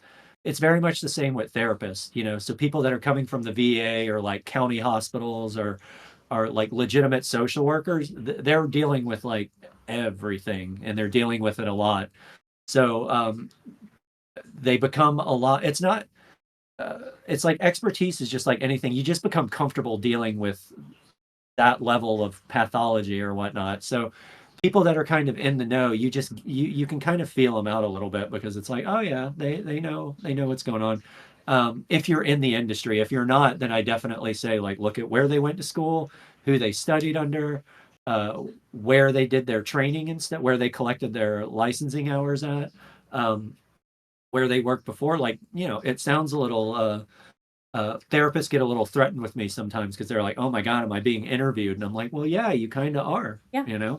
because it's a very important relationship, a therapeutic relationship. It's probably one of the most important relationships that you'll ever have with somebody. So it's important that I think that they know what they're doing and they should be vetted correctly. When, in my opinion, especially if you have the luxury of like picking out of sometimes your health insurance is like, no, we only cover this one. But especially if you have the luxury of picking, it should be an interview. You are interviewing them and you're hiring them for a job also. So if you're not happy with them, like you should interview more and find a different one. It's okay. It's okay to do that. And they Yeah, shouldn't yeah. be super offended by that either. So, No, and I mean most platforms now allow for variety, so that yeah. is one of the nicer things about BetterHelp and platforms like that. I'm not saying that they're raising the bar on mental health at all, but they are making it just more accessible to people who Right. are in kind of rural areas or that maybe don't have as many options as before. What gives you hope right now when it comes to protecting and supporting vulnerable youth? Really, survivor stories, things like this. There's a real movement and a real community that's been developed or being developed, and it's really quite refreshing. I think and there are the more mainstream it's gotten, it's also as annoying as it has been in a lot of ways, it's also kind of helped it because it does just start shining a light on a lot of these things. And people are taking it a lot more seriously now. And it should. It's a very serious thing, and it's a very serious profession, and it's a very honorable profession, and it should be taken much more seriously. White Mark sent this question ahead of time. She would like to know, what is your favorite poem? Oh my gosh, that is such a, when you had mentioned that earlier, I was thinking about it, and it is a T.S. Eliot poem, and it is, oh gosh, uh, Little Gidding. That's it. It popped in my head now. It's a T.S. Eliot poem called Little Gidding from the Four Seasons, Okay. four I'll have to. quartets. I I'm think not it's four super quartets. familiar with that one. I'll have to look that one up. Oh yeah, from Four Quartets. Yep. Yeah, four quartets, not Four Seasons. Sorry, that's a hotel. And a show, I think, as well. Isn't everything a show these days? Yes, yeah, pretty much. Pretty much it is. I was trying to look it up real quick, but does it this actually? Uh, I'll have to find the full one of it so I can give it a little read. What is your favorite life hack? Oh my God. I don't know if I have any life hacks for people. My favorite life hack, doubling up on pet medication. That's always, I have two dogs, so it's like if one gets sick, whenever I go to the vet, I'm just like, can you just please give me the double dosage for this? Because I know it's going to happen to the Yep. other one. I imagine that would be pretty convenient for kids as well. Yeah. Oh, yeah. But a doctor is not going to do that. Well, no, that's not Yeah. true because one a couple of times actually. One time I got the flu, or one time my son when he was a baby he got the flu, and I was able to just because his pediatrician was like, yes, he has the flu. Here's the medication. I called my doctor. I was like, my kid has the flu. I'm starting to feel icky. My doctor was like, do not come in. Here you go. And so Yeah. that worked out. And then whenever I got COVID, it was very easy to just call my kids' doctors and be like, I've got COVID. And they were just like, great, here, have some stuff for the whole family. And they prescribed a There bunch you of go. Yeah. Paxlovid, which we wound up not needing, but it was still good. Yeah, I was going to say, yeah, Paxlovid for everyone. That sounds Yeah, great. yeah. Which I hate that stuff. It doesn't do this for everyone, but it made everything taste so terrible for me. Which I've heard that from multiple people actually, that it like, yeah, it was uh, awful. It was so bad, so it kind bad. of ruined their food for them for like a little while. Yeah, everything tasted like pennies with some sort of bitter stuff on it. It was gross. The only thing that helped was just constantly having a red hot in my mouth, the little red hot candies. That's the only Oh thing yeah, that would yeah. cover the taste. That was it. I mean, red hots make everything better anyway, It's so true. It's true. they're good Well, candies. They're the candy. we are coming up on the magic moment of the stream. So, folks who have been here, if you have any more questions for Corey, feel free to pop them into the chat. We'll make sure to get them addressed. But let me turn on my magic wand. Corey, if you could eliminate one common opinion or misconception or theory around mental health or disabilities or talking about mental illness, what would it be? Is that you can microwave yourself out of a mental health crisis. Yeah. That's just that does. I would love for it to exist. That would be really fantastic. But there, all of these like wonder drugs or wonder this or wonder that or whatever. It's there's a great book by a. He's not a healthcare practitioner, but the premise stands. But there's a Buddhist gentleman named Jack Cornfield that wrote a fantastic book called After the Ecstasy, the Laundry, and I think that healthcare and mental health care generally, we need to stop thinking about it in terms of these like quick fix things and more of like it's like brushing your teeth. You don't see the benefit of doing it because you do it every day, but as soon as you stop doing it, you start noticing. Yeah. I like it when you said that earlier, that there's no way to microwave yourself out of like a crisis. There's just not a shortcut. There's not a shortcut to it. There's things that could dull it, there's things that could distract you, but working through it takes work. And that's what it is. But yeah, yep, that's a good one. Well, Yeah, I'm going sadly, our to brain is not developed as fast as our technology has. Yeah, really is a bummer. I'm going to post your links one more time so if folks are looking to connect with you, they can find your book, your LinkedIn, your website. While I do that, I will just open up the floor to you. If there's anything we didn't cover, anything you want to throw out there as far as resources, feel free to do that.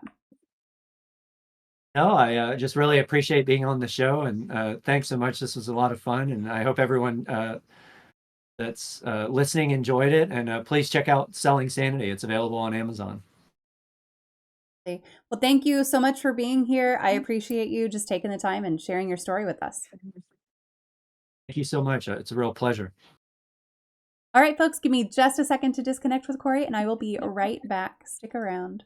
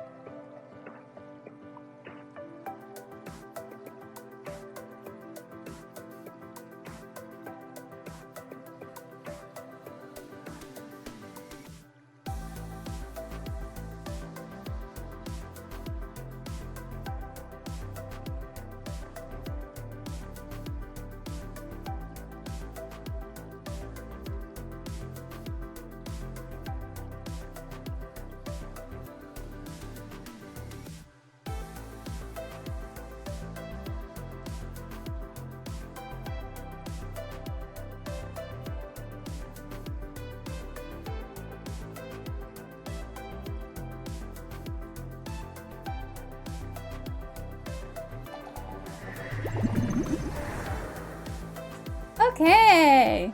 I think that was a really great conversation. I'm glad we were having a little bit of trouble connecting right at first, and I'm glad that we were able to connect and make it work. Also, this ring keeps just like falling off my finger. It used to be really tight on this finger, and now it's not. And this ring does too. And I'm really sad about this ring falling off. Not that it's gonna focus on it, but maybe. If I don't give it my face anymore. Poor cat. It's not gonna let me. Not gonna let me do it.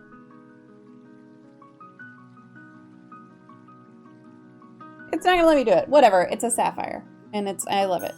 It's very pretty, but it's just too big. Here, Ian, you're gonna get some treats.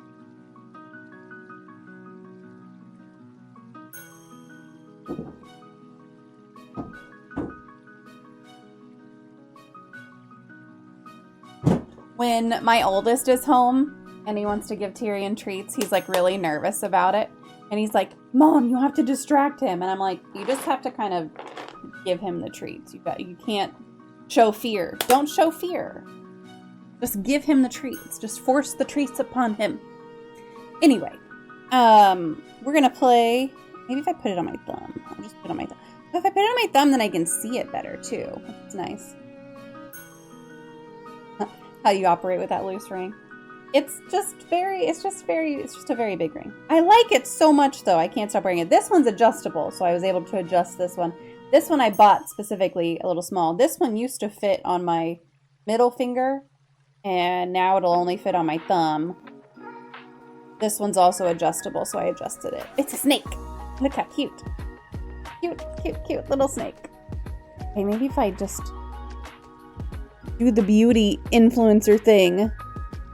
See? Aha! There it is. Okay, now if I can show you this one. Hold on. I think it's yeah. I'm awful at this. This is why I'm not a beauty influencer, okay? Hold on. Oh, where's the camera? There it is. Oh, show it. Show the sapphire, you piece of shit, camera. It's not. It doesn't want to. Almost. It keeps almost doing it. You're gonna have to just believe me that it says, oh, there it is. Yeah, see how pretty? Little star sapphire. Ah, thank you. Like the nails? Thank you. I did these today. They're s'mores theme. That was 488's idea. I asked him what I should do. Because I was like, oh, bummer, it's not Halloween anymore. I'll have to pick a new, because for the past month, it's been like Halloween nails all the time. And like, I guess I'll just have to do autumn or fall or whatever. And he's like, what about s'mores themed? And I was like, yeah, I can do that. Hell yeah, I can do that. So we got the brown, which is this color's brownie points. And then white, I don't know what the name of that white color is. And then like a tuxedo for like a burnt marshmallow. Hold on.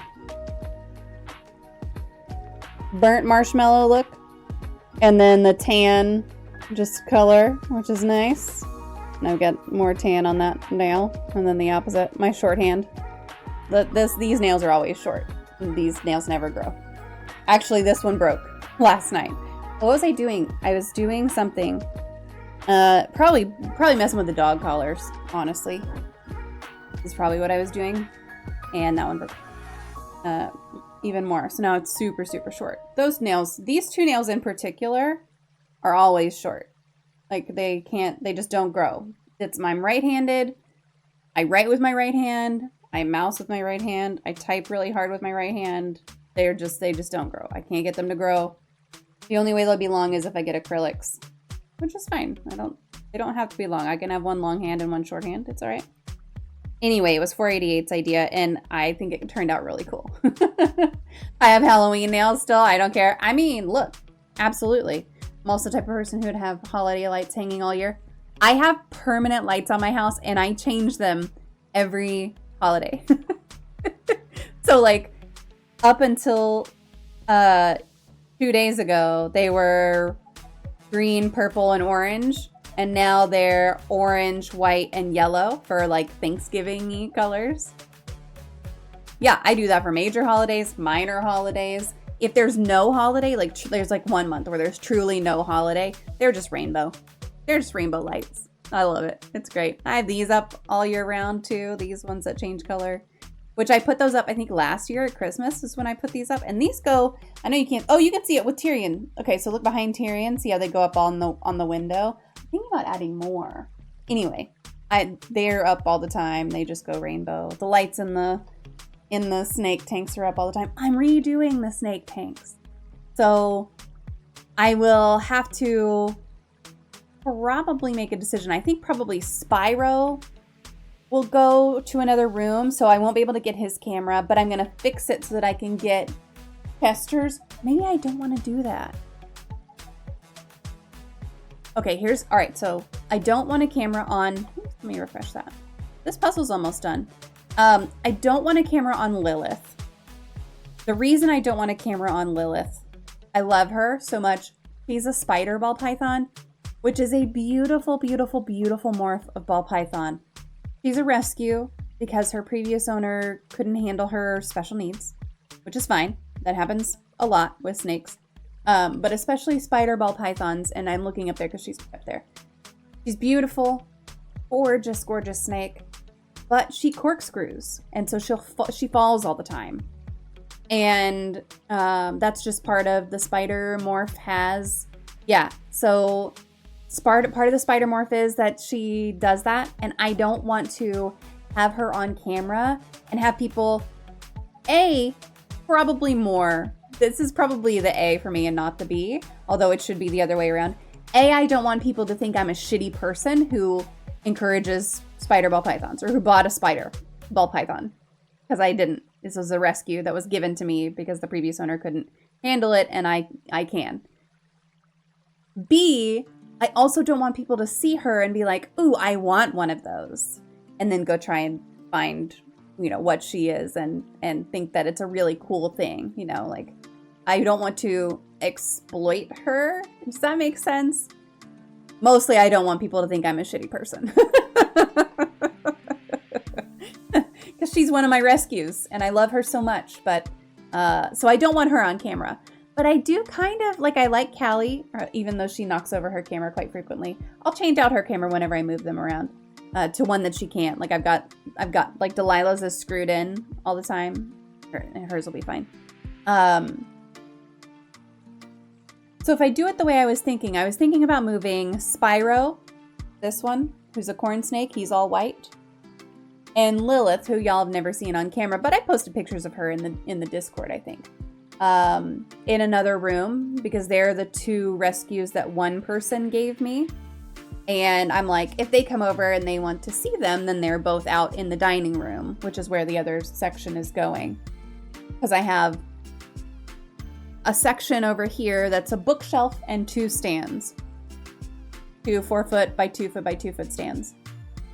And then I have 4 stacks of 4-foot by 2-foot by 2-foot enclosures here. What I'm doing is I'm getting 2 more bookshelf stands, and then it'll have 2 on each.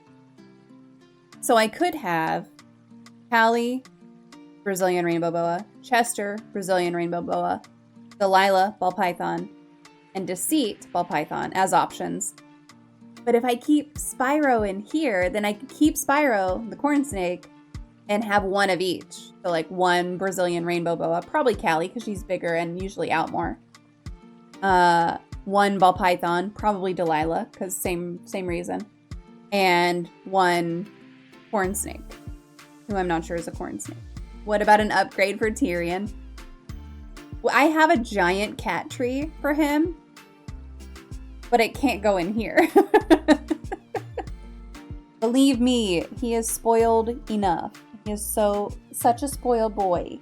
Such a spoiled boy. Which is fine. He deserves to be spoiled. He should be spoiled. I ended up in a bunch of herpetology and snake husbandry Facebook groups because I thought it was interesting. So I'm understanding more of this than I would have expected otherwise. I love that. I love that. Yeah, so we got a snake. We got a snake the very first time. my oldest, who's now 18, about to be 19 in like a month, was 12, turning 12 maybe. So my youngest age now. And he was like, I really want a snake for Christmas. And I don't think I had told him this before, but when I was a kid, I had a snake. I had a rat snake that my parents wouldn't let me keep. My grandparents wouldn't let me keep. But my 7th grade science teacher would let me keep in his classroom.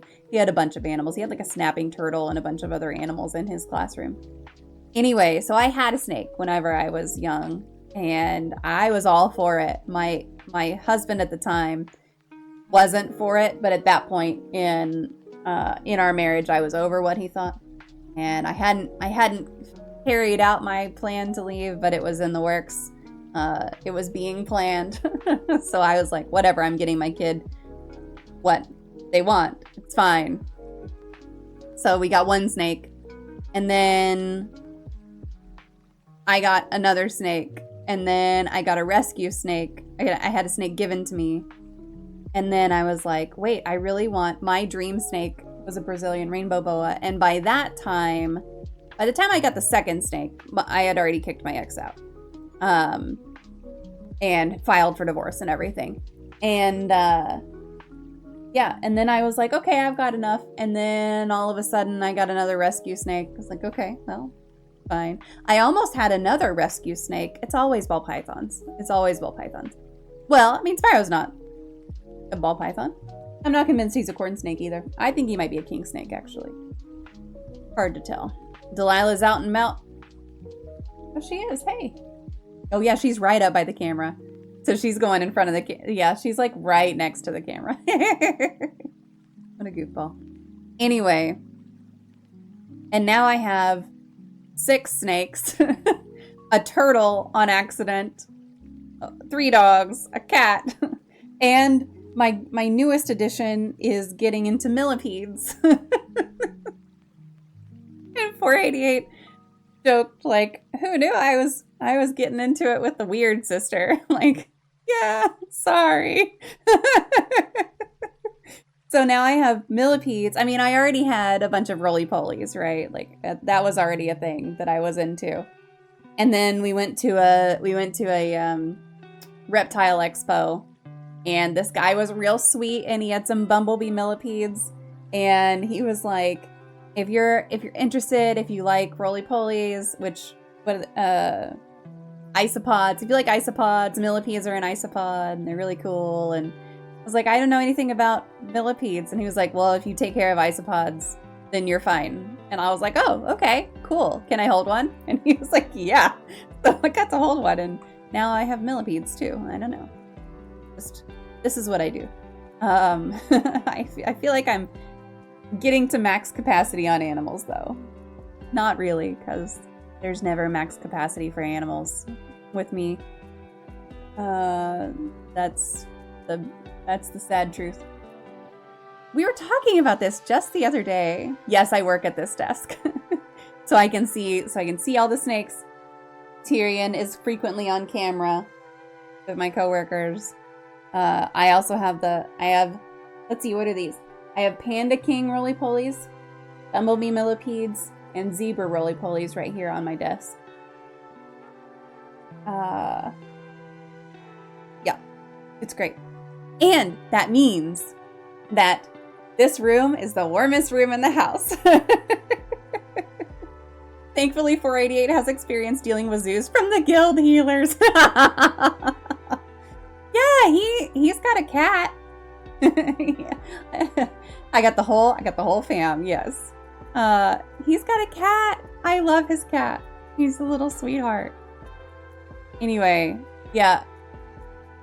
So I'm redoing those, and we built the 2 bookshelf stand units this weekend. I can see one of them right out there, which is probably what made me start thinking about it. And then the other one I already put in the dining room, where we're going to move 2 of these. I just have to decide which 2 to move. That's going to be a hefty project, though, because these are not light tanks. We'll have to take the glass out of them. Obviously, take the snakes out of them before we move them, but we'll have to take the glass out.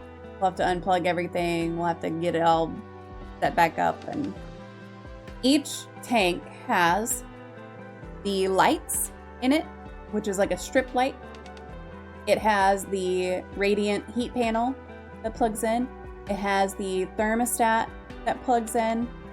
It has each one has a camera. What else plugs in there? That's that. I think that's it.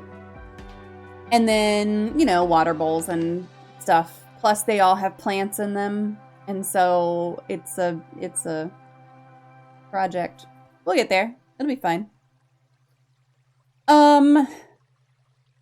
I really don't remember what I was about to do.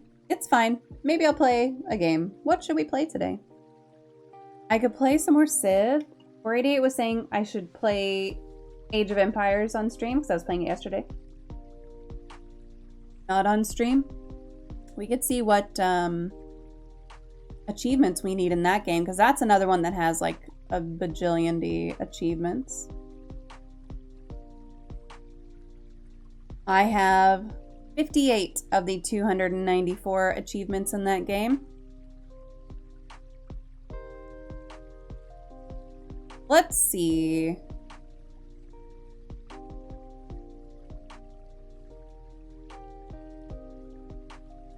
Build 100 buildings in their entire reign.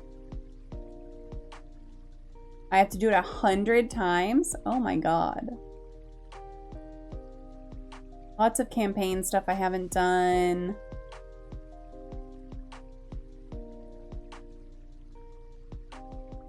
What King of the Hill is.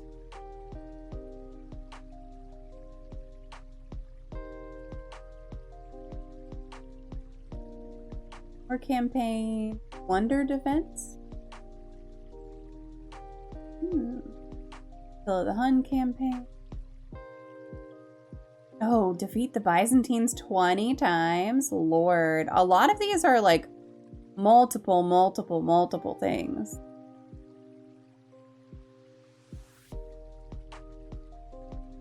A boss fight.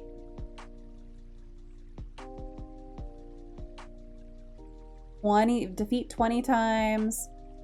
Defeat 20 times. Campaign.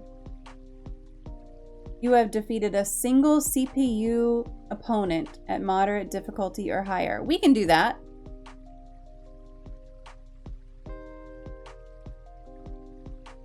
We can do that one.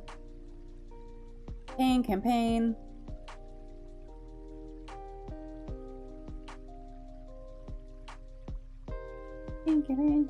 Enemy. 1,000 castles? Yeah, 1,000 castles is one. Jesus Christ.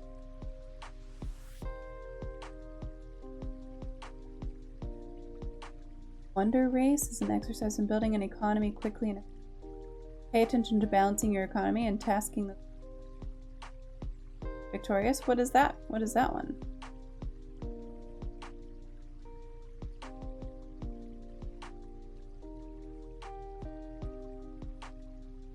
Oh, be the Byzantine.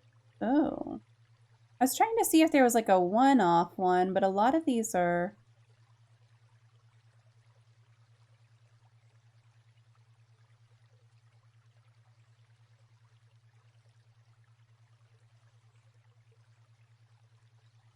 One of 10, one of 100, one of 20.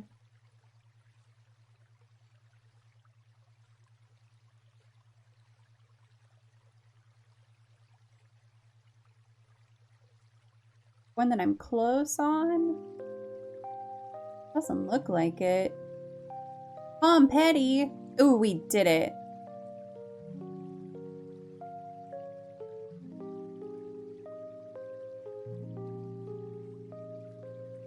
Champion.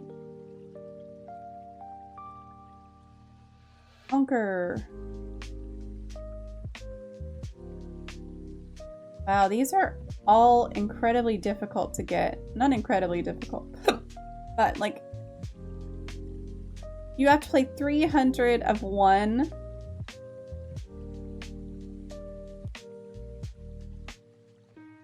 God dang, that's so much. Time to stop counting buildings. 50,000! Fair generals say that every unit lost is mourned, every building raised is avenged, but after 50,000, even the most obsessive counter gives up. So that's just building a bunch of buildings. Every time I build a building, it counts it.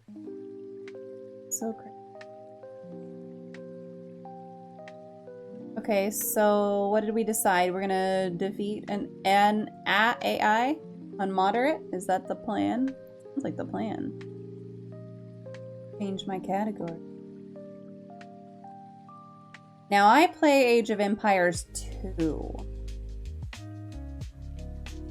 That's the one I have installed. Edit on the tube of the use.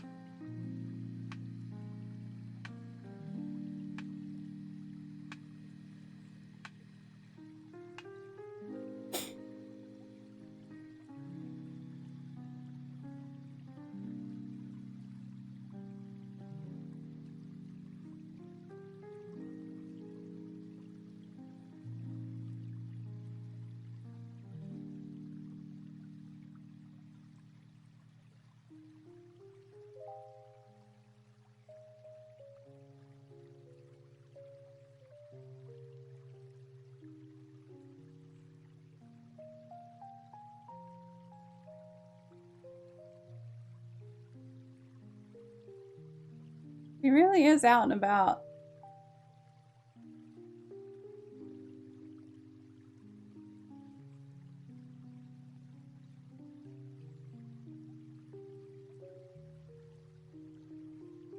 Have this one up.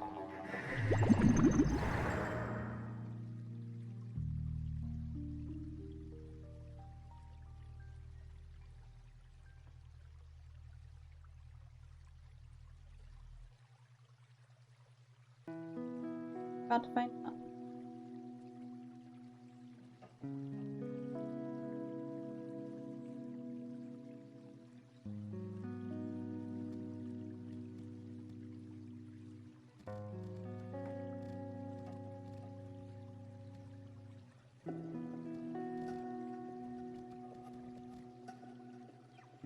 Let's see.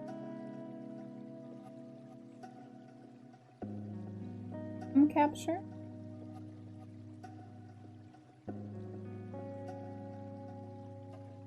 Oh, there it is.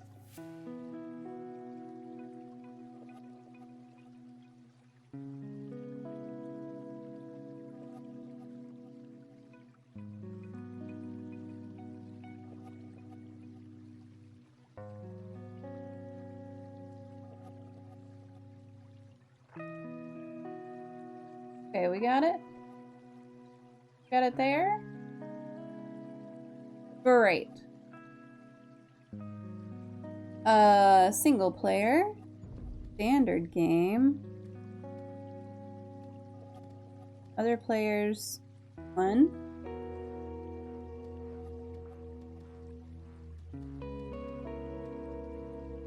What am I looking for? Difficulty. Moderate.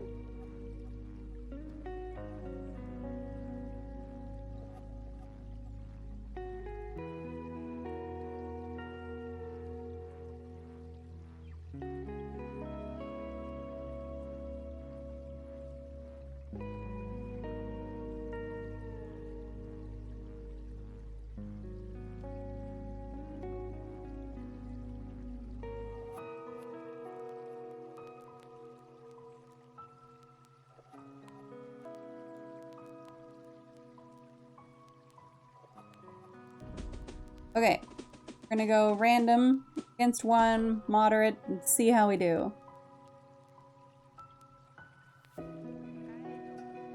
I'm truly not the best at this, so it's fine.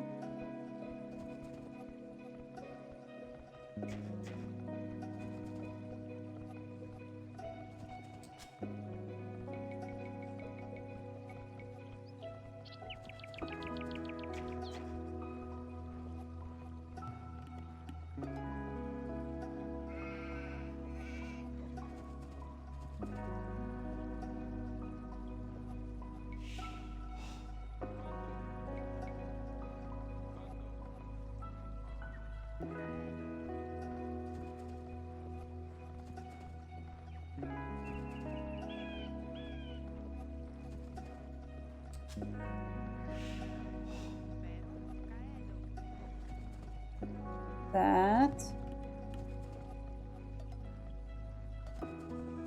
Sheep. My other sheep.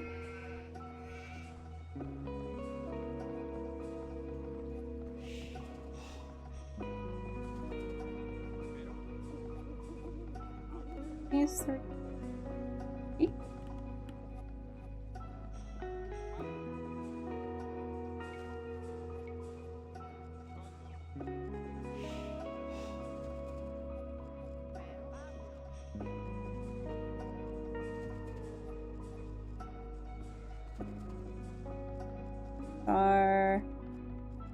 We need our deer, we need our boars.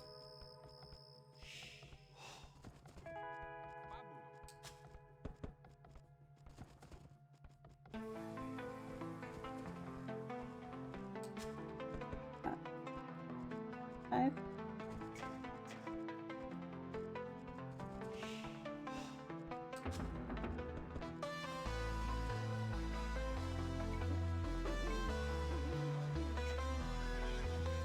The boar.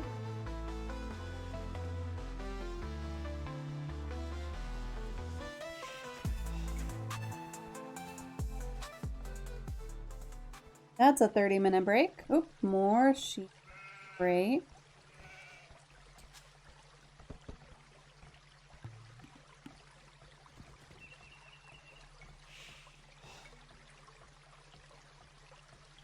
Our lumber camp back here.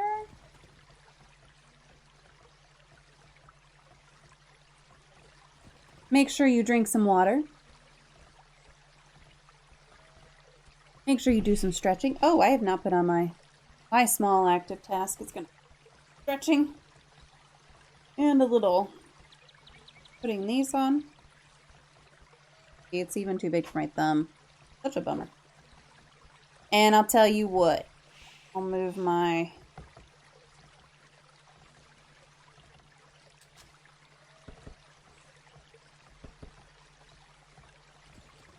here.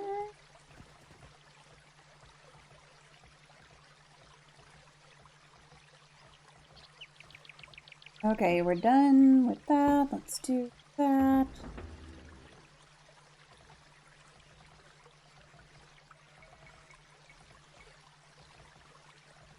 Let's show.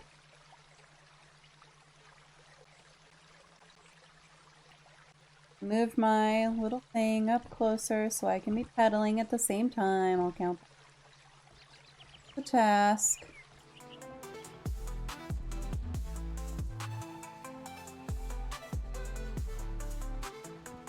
Found some deer. Have another boar somewhere.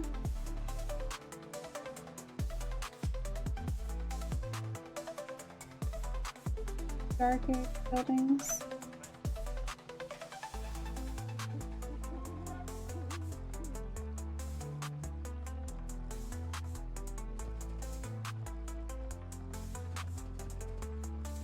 Oh, there's the other boar. Okay, great.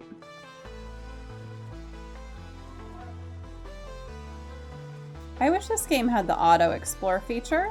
I think it'd be great.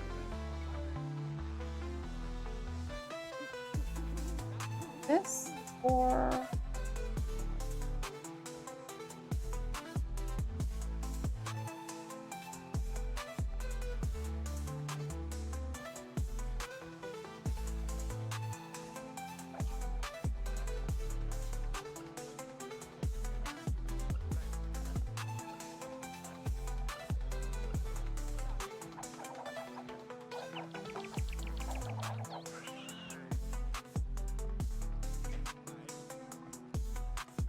five.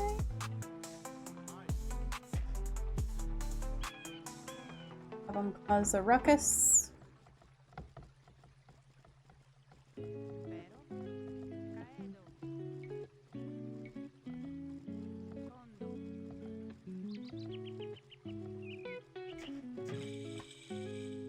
Great.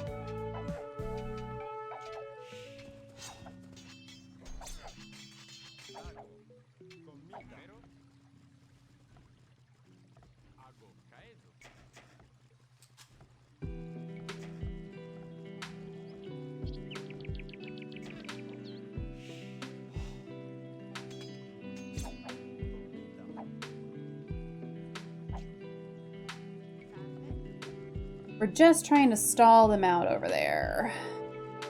Mining camp.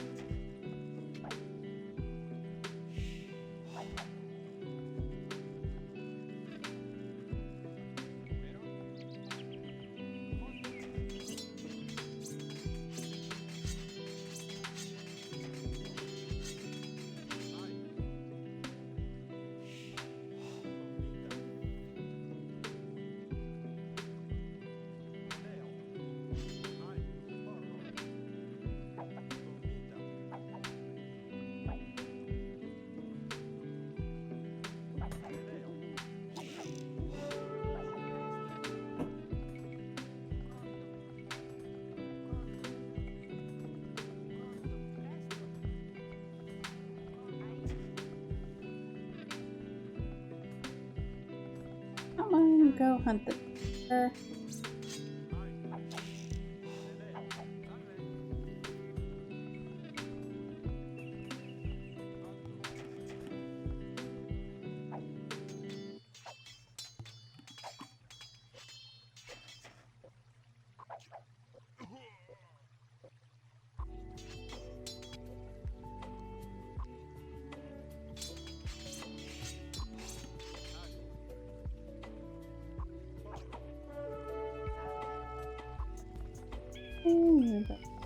Table.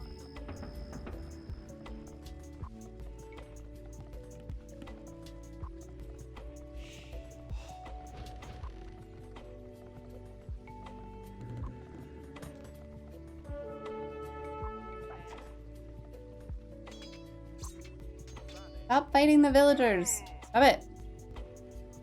I want you to fight the villagers. I just want you to fuck up their archery shit.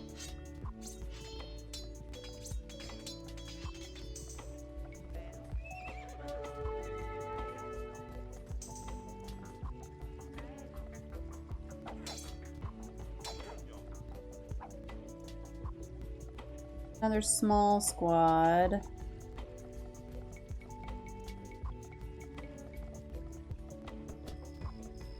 There.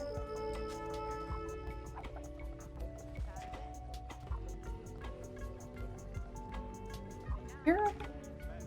Miss the deer? Forget about the deer?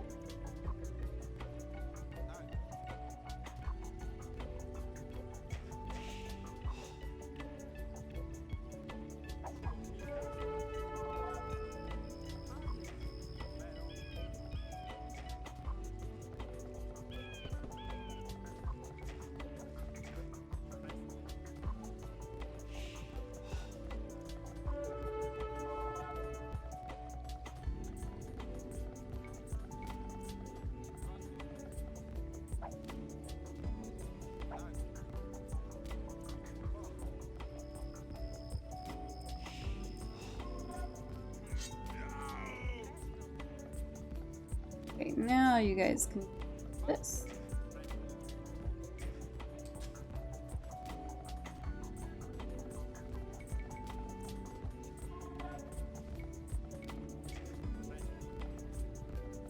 There.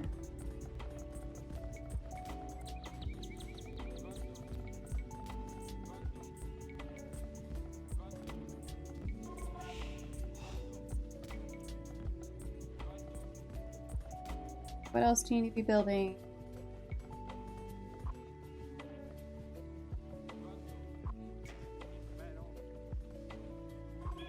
Five.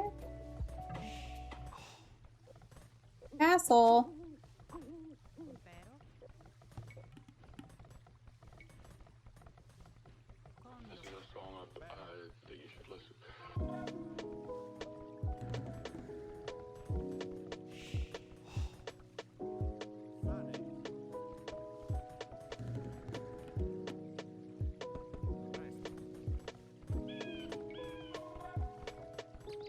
We don't want a market. It's fine. We don't need a market. You need more stone.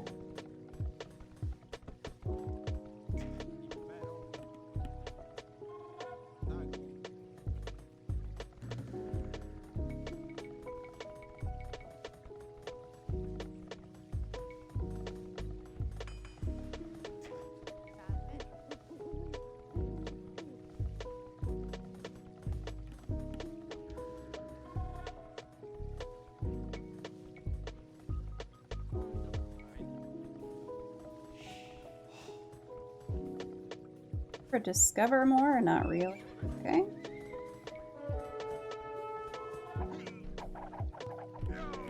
Oh, they got a castle right the fuck there.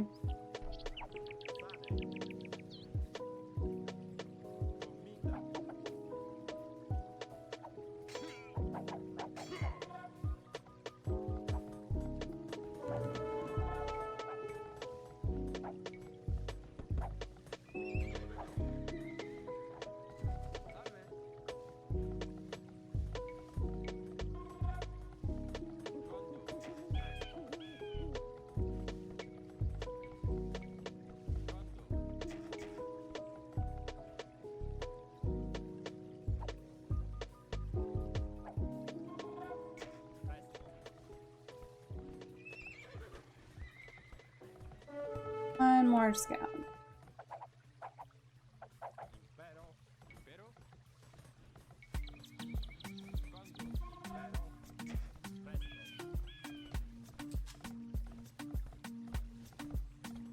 More food, y'all.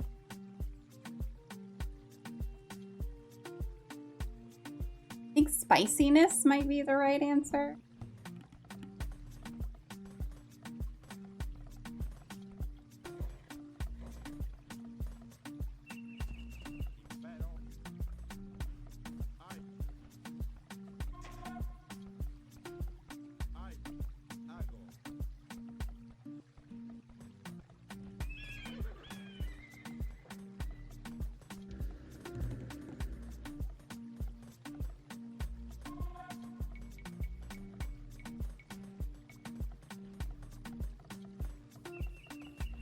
Oops, these guys are doing fuck all.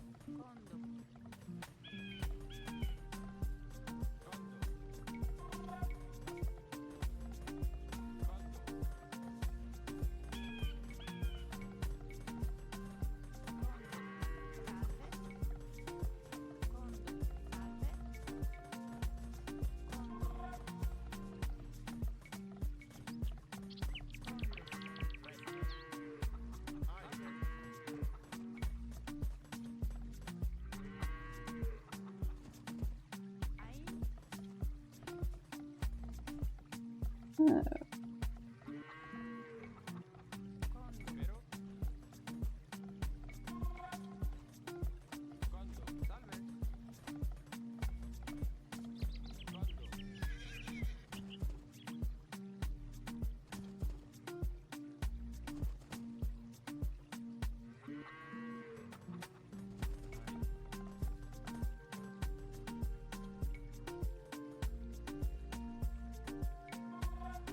Oh, we can't build a town center. Okay, well then build a mining.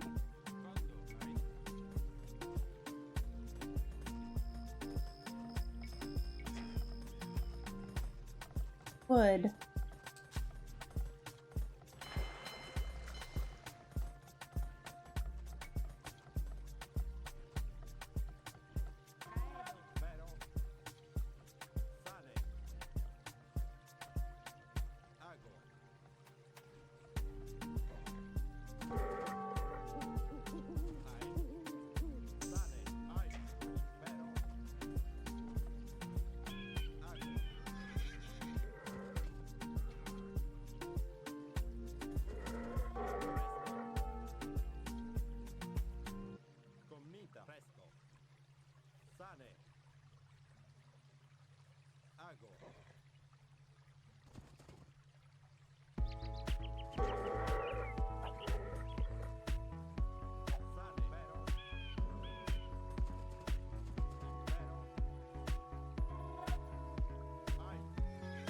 We're actually gonna have them guard that relic, I think.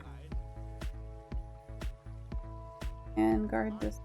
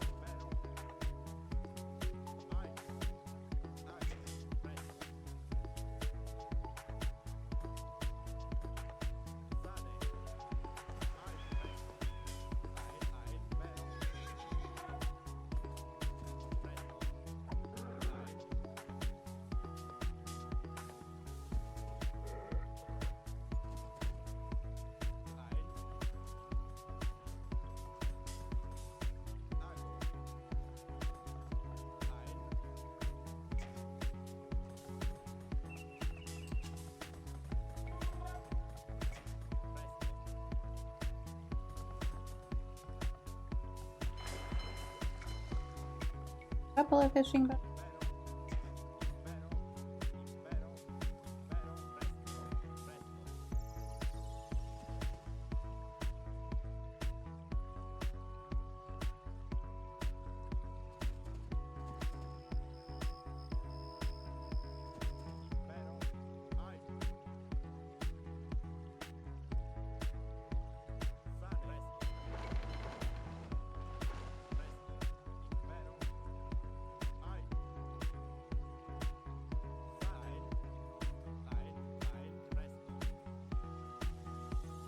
This guy come far over there as we could, I think.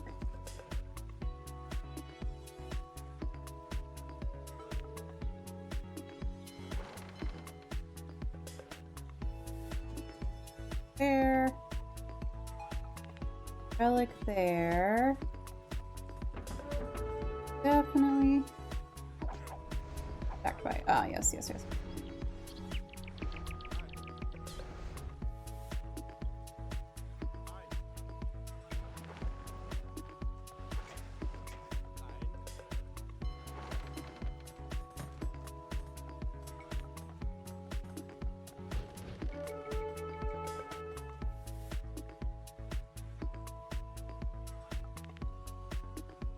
That's fine.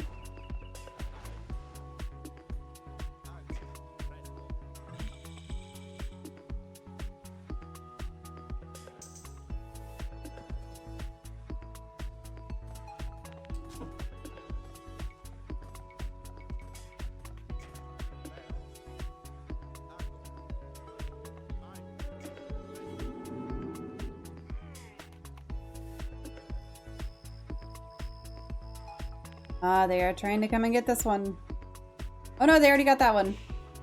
Wait, wait, wait. Then they're coming back this way. With it, theoretically. Find them.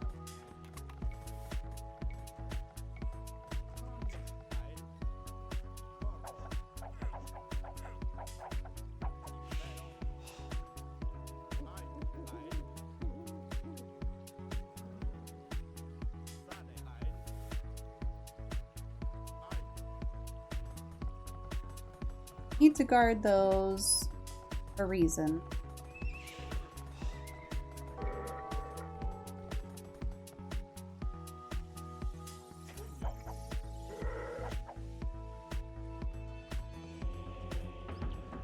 Oh, we built it.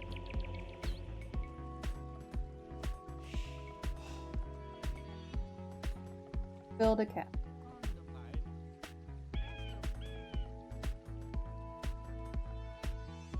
Those three that I'm aware of right now. Where are the other ones? I don't remember how many there are. I know where three of them are. So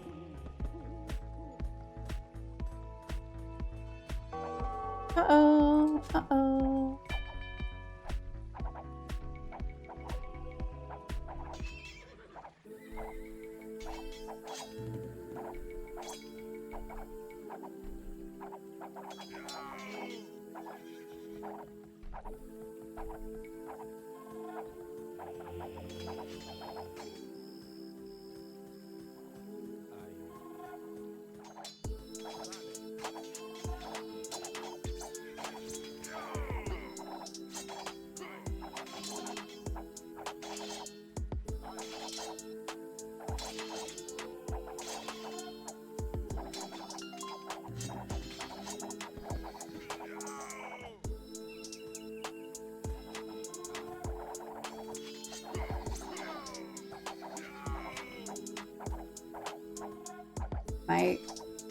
These are doing a lot of work.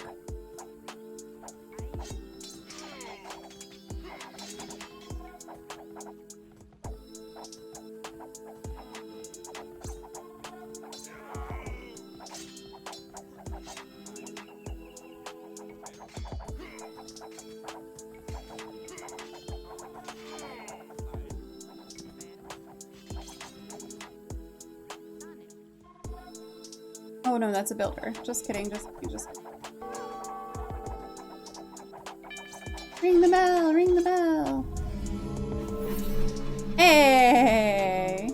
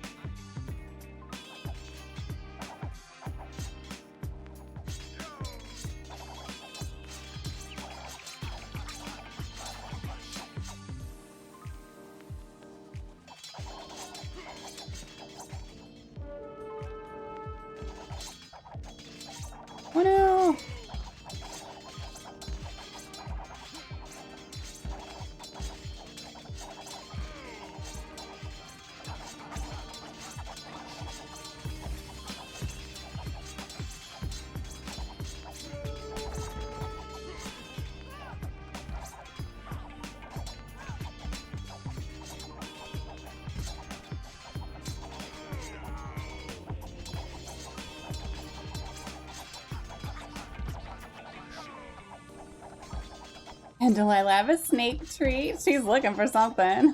Yeah. Definitely is.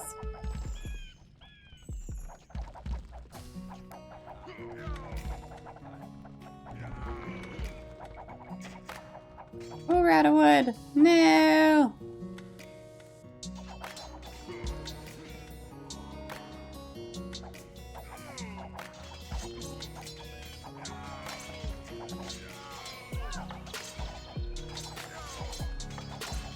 Oh, this is not looking good.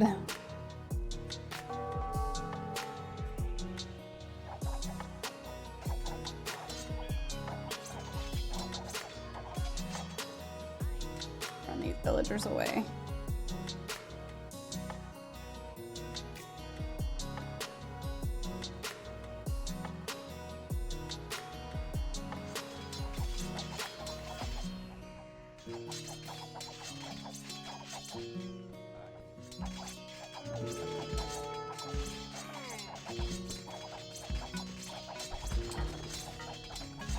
No, it's not enough. It's not enough.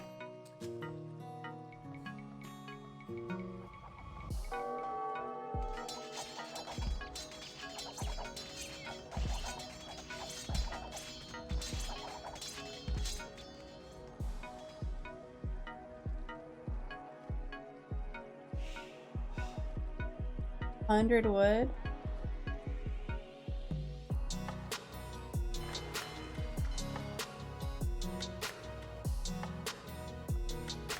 No, they're coming! They're coming down here!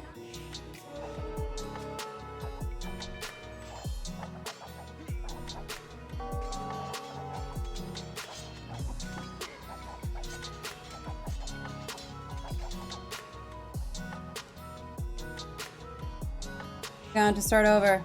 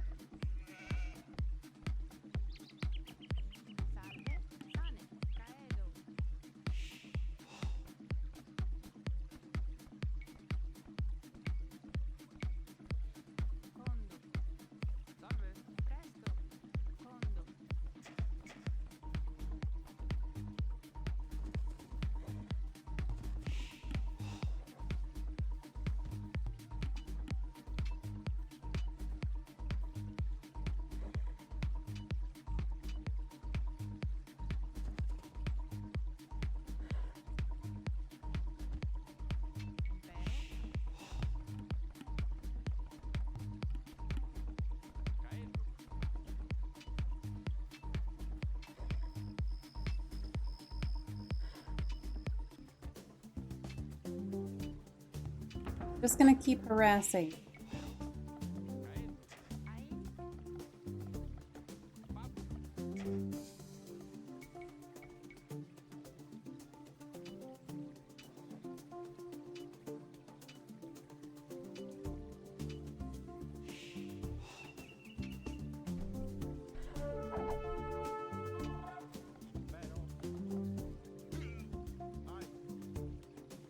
Oh, did my guy die?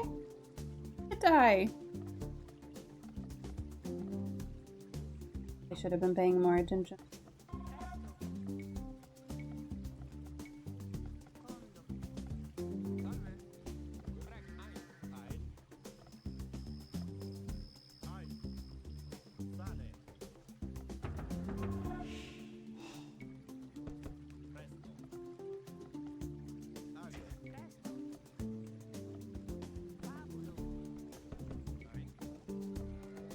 I want you to build a dock.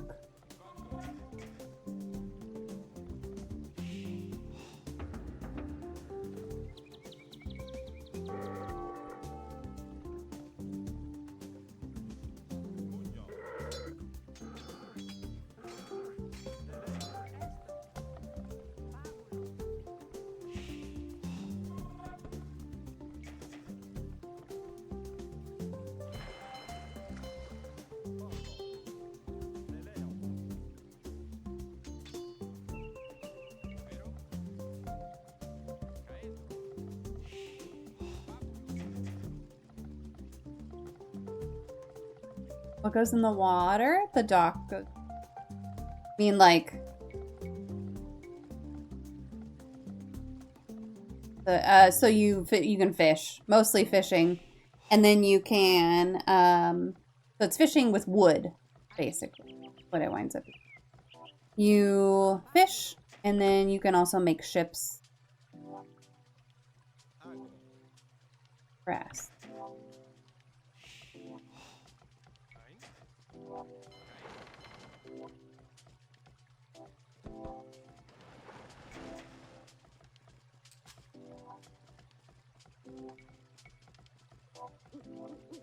A lumber camp.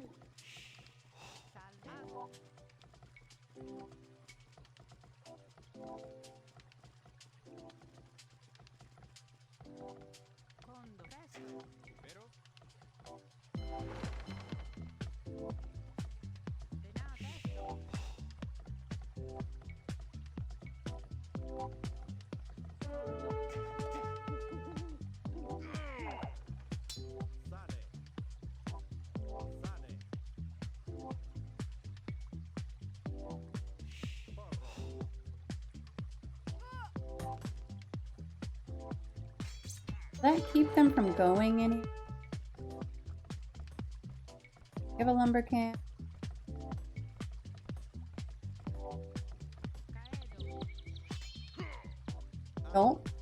Don't get in there.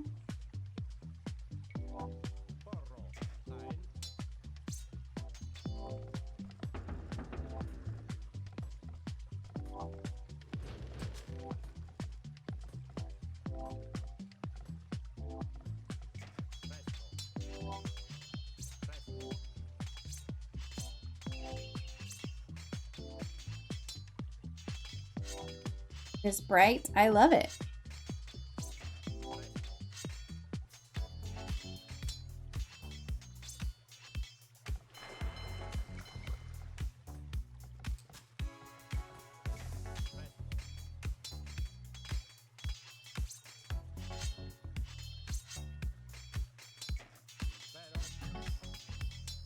I like harassing them. It's fun.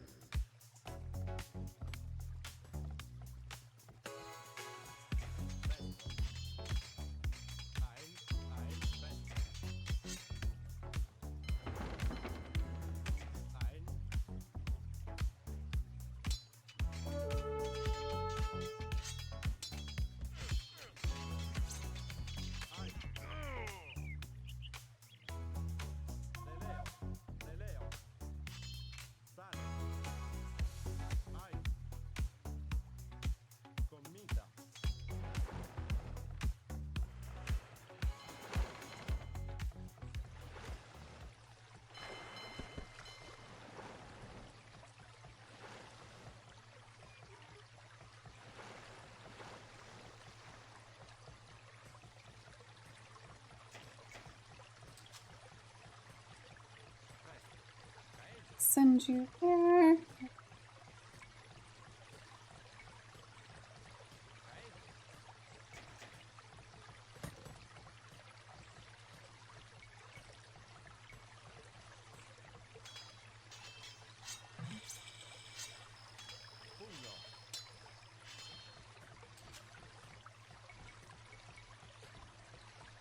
Okay, that's another break time. Refill your water, take a little drink. Do some stretching. I do need a stretch. Hard to stretch during Age of Empires.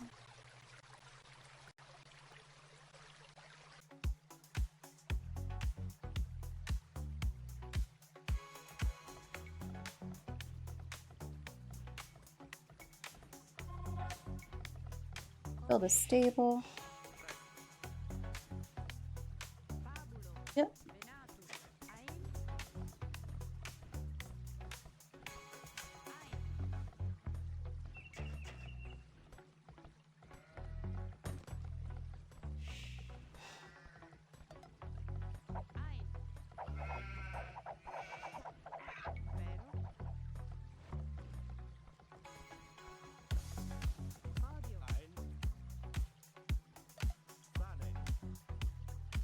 Oh, did they get smart?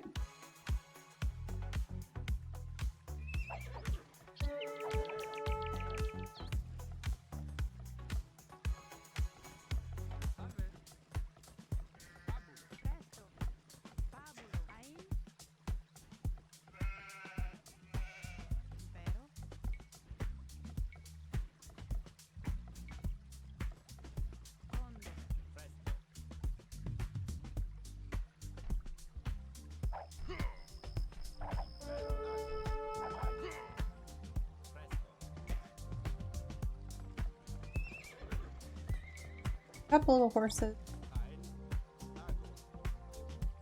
Let's just use this guy to explore.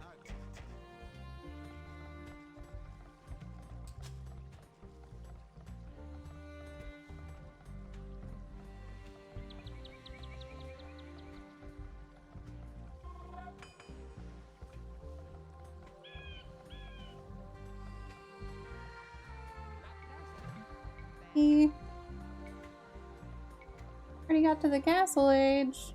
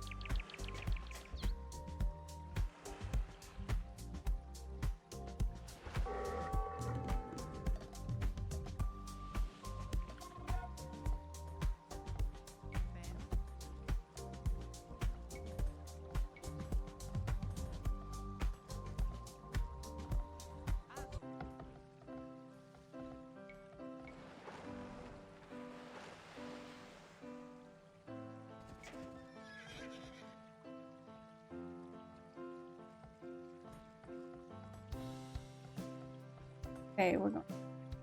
And 5 here.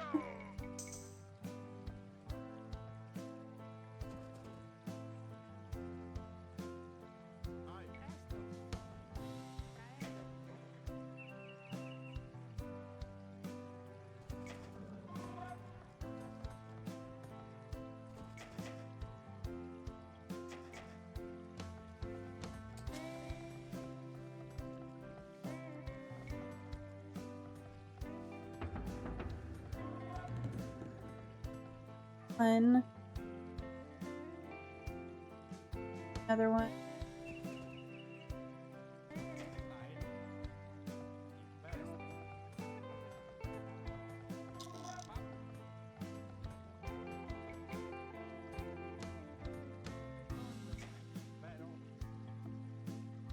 Ah, there's.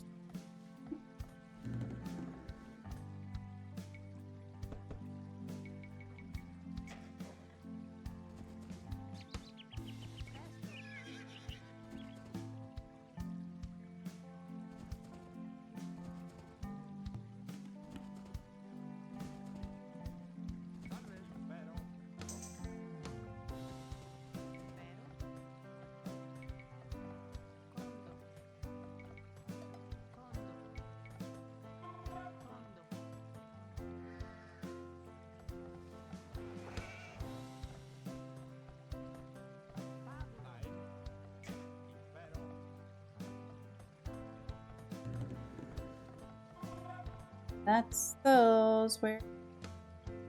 Go.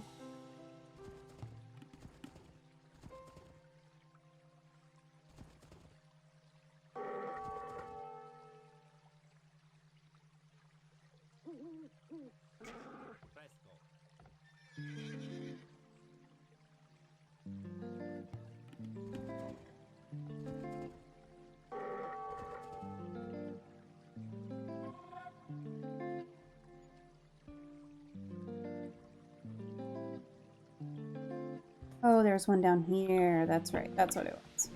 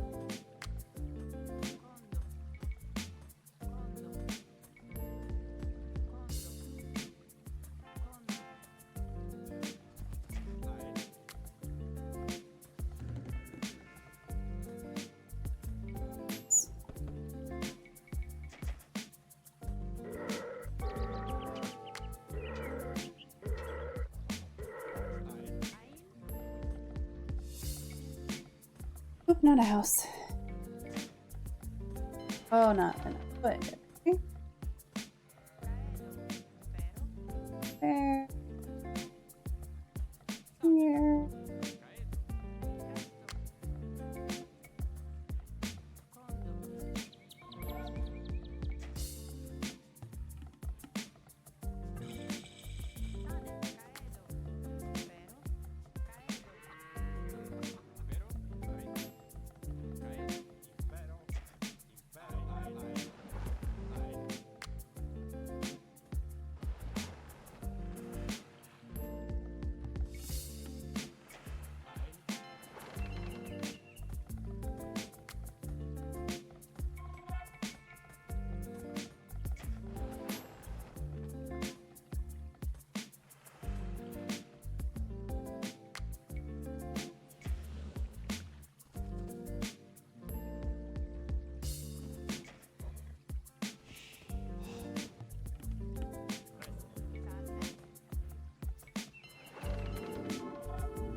Castle.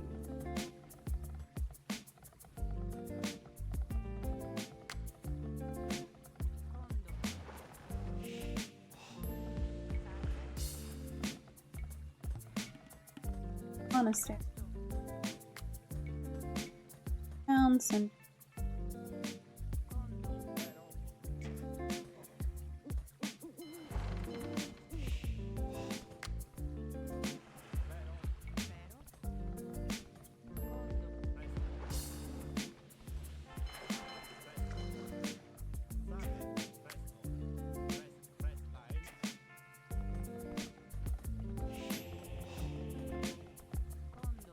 Castle.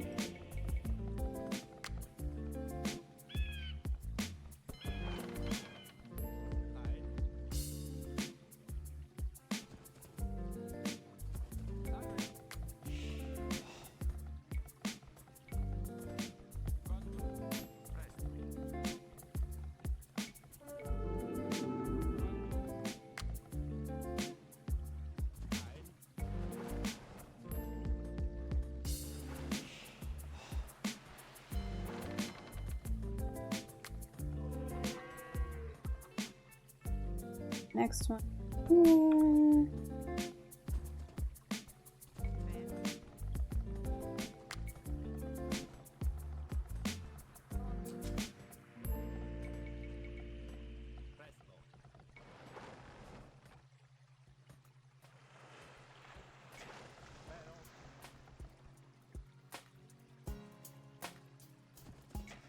Here. This way.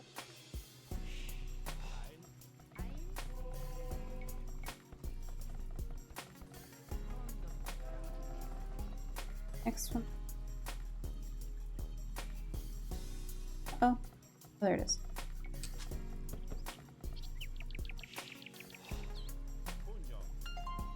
That relic. Get back. Here.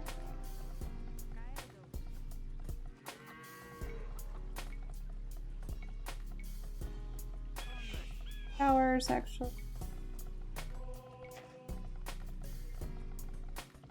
We need stone. That's no lie. We do need stone. Dang. Okay.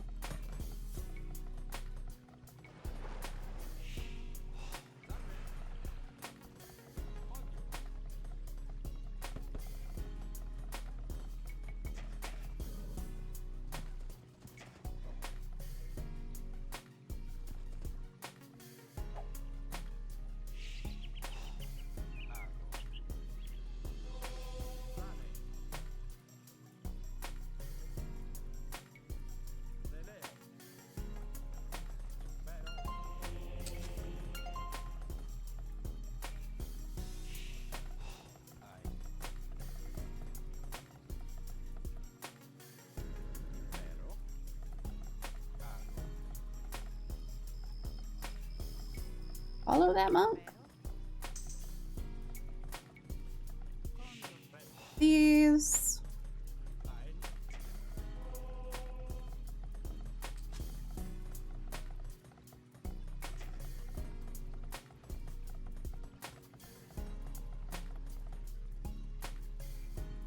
Or every time I set this to that, it doesn't matter.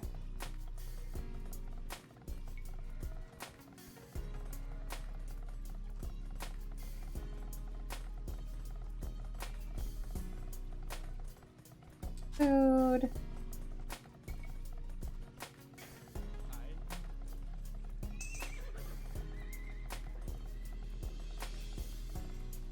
Anticipating about to start. Oh my god, we need more fucking food.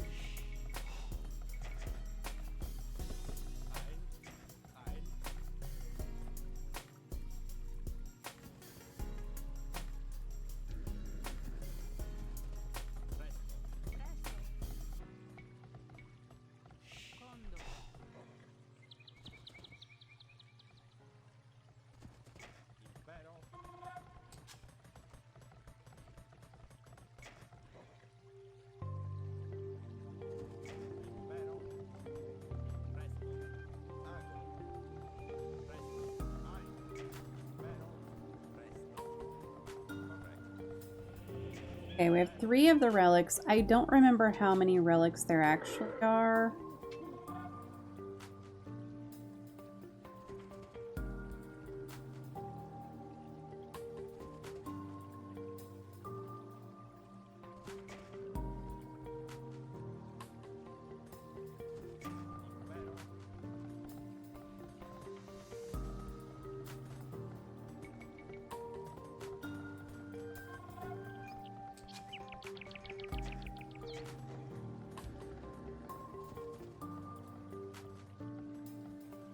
I don't think there are any more that I could like eat, discover either. It's fine.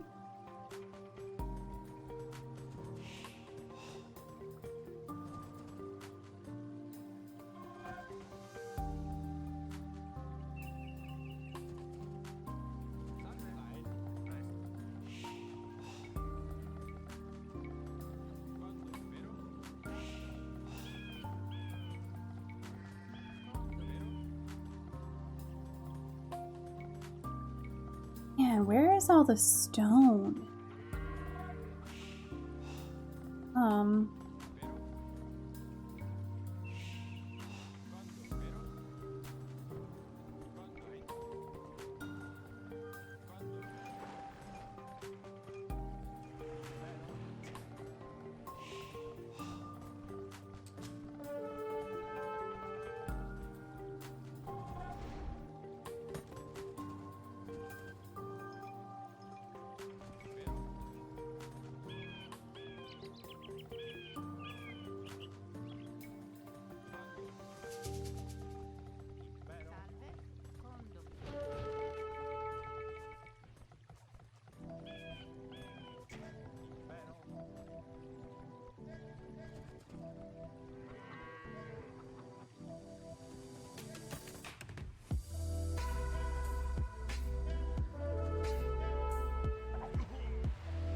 Okay.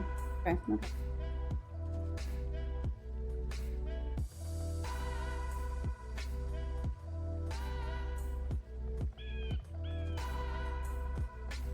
So our C's are going to be mostly fine over here.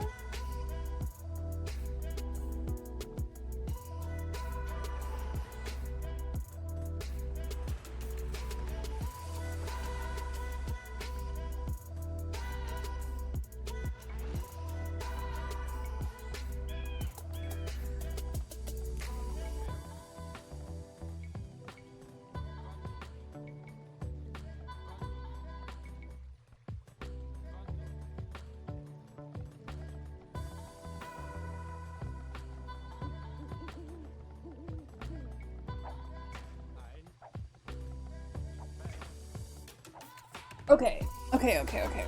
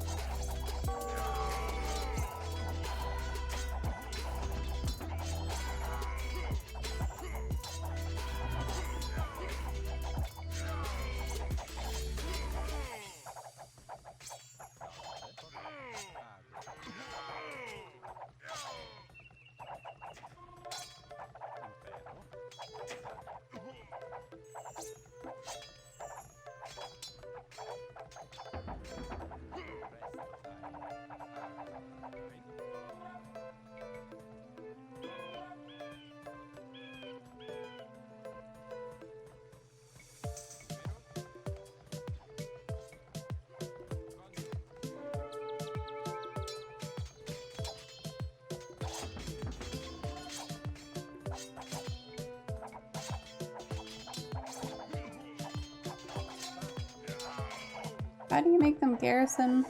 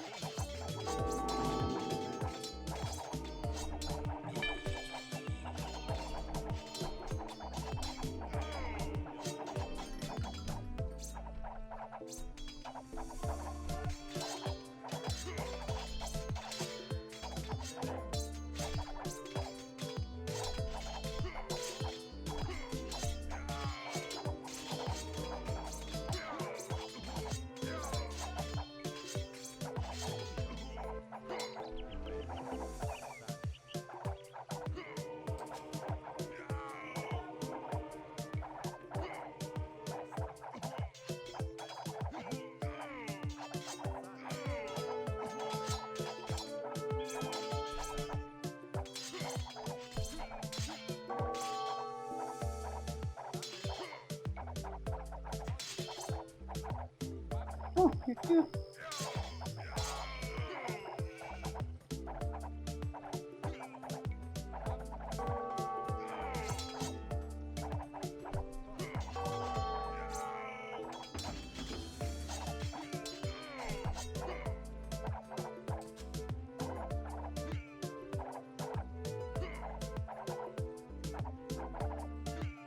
Okay, I think they might have done okay there.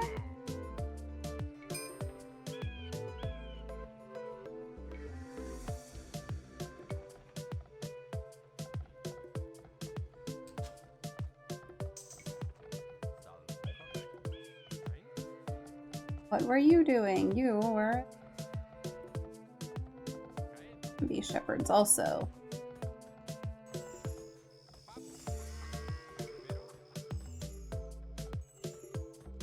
All lumberjacks.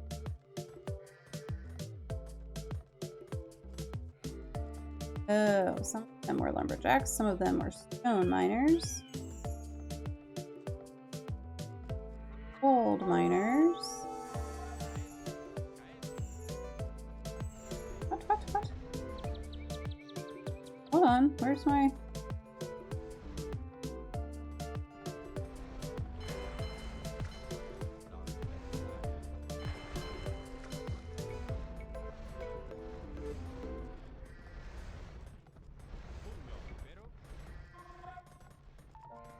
Stone miner.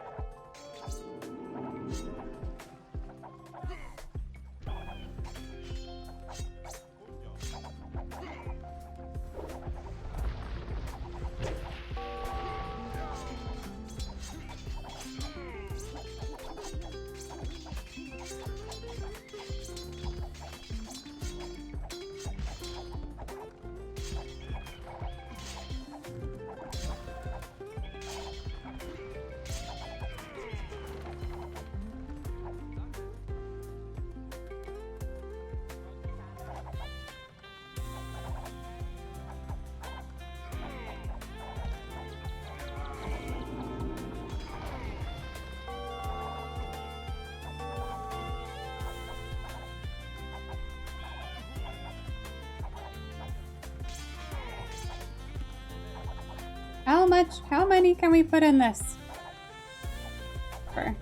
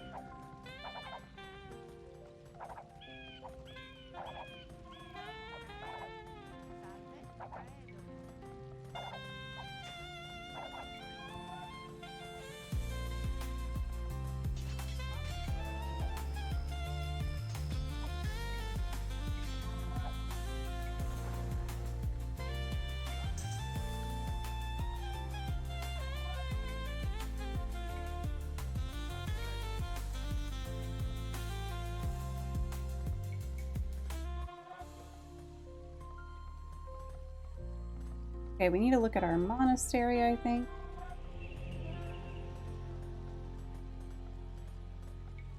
Faith faster, that's a good plan. Ooh, it's late.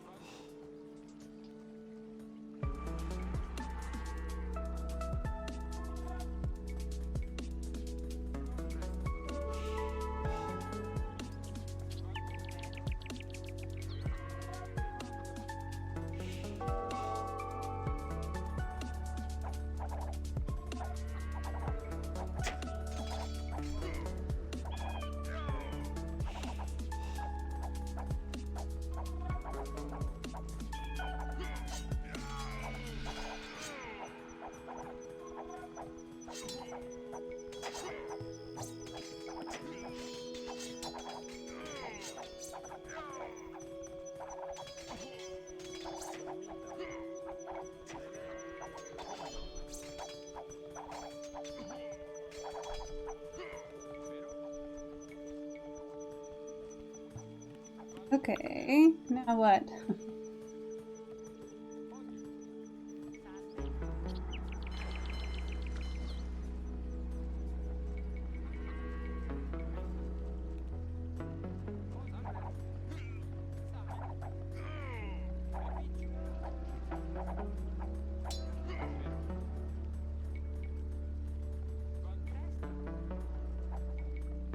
More houses.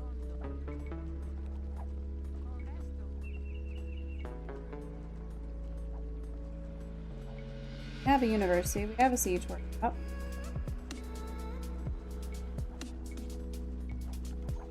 Build another castle? Like...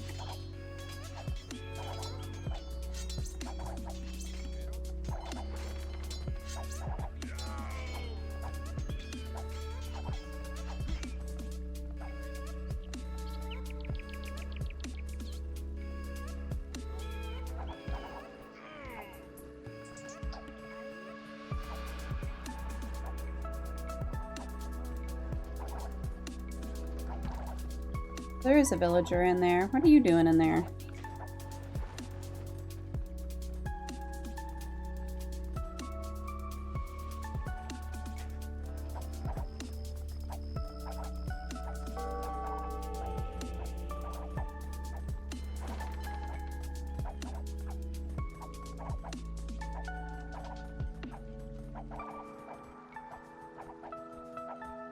Skirmisher.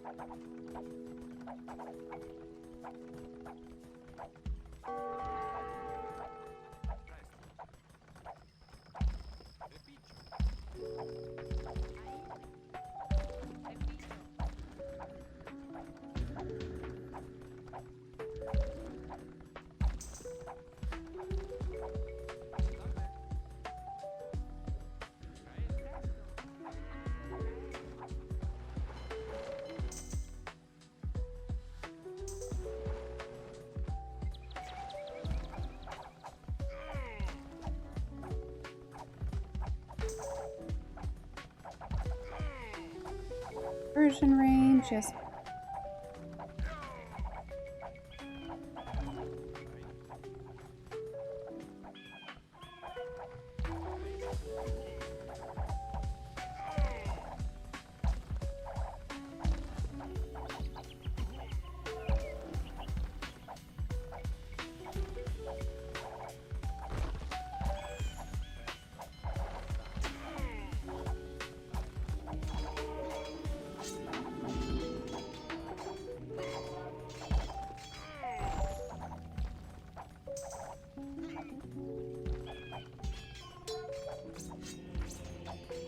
Where's the one can convert enemy buildings and siege weapons? That's the one I want. I want to be able to steal their siege. Fun.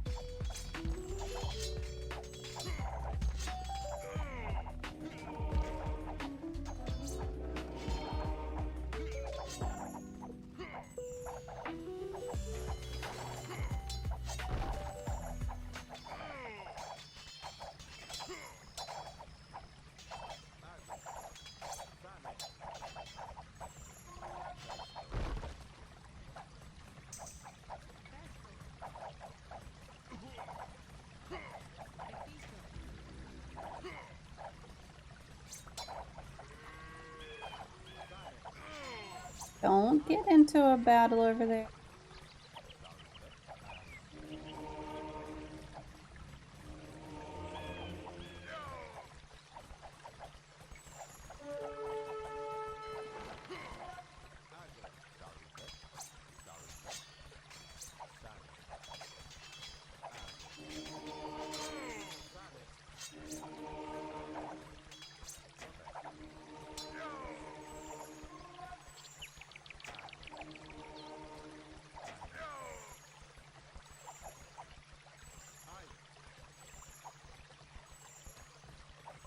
Okay, that's probably that signal is my last break, and it really probably should have been my last break a while ago. But that's okay.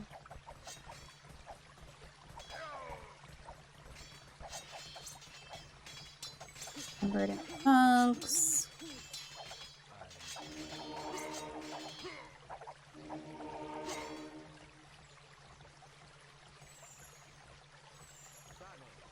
Back. There. Pigs, yes.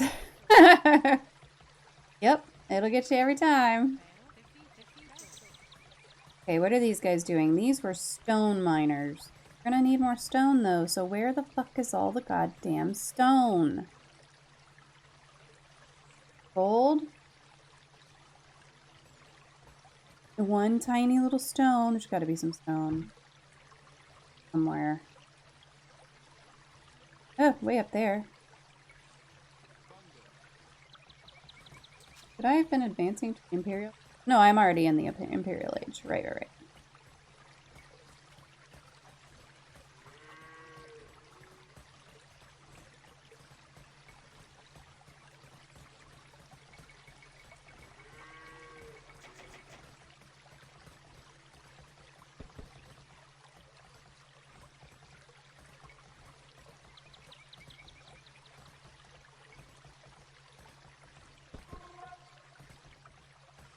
Gonna make some trebuchets. I think it's trebuchet time.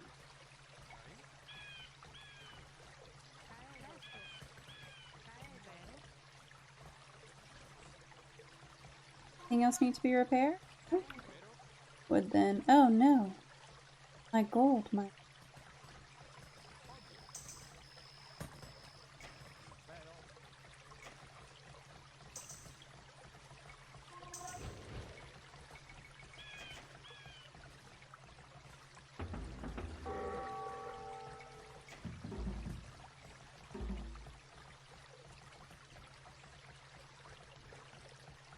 Siege workshop.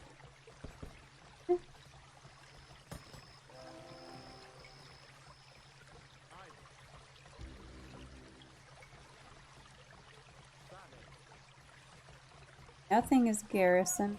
Oh? I have 1,000 gold. That's fine.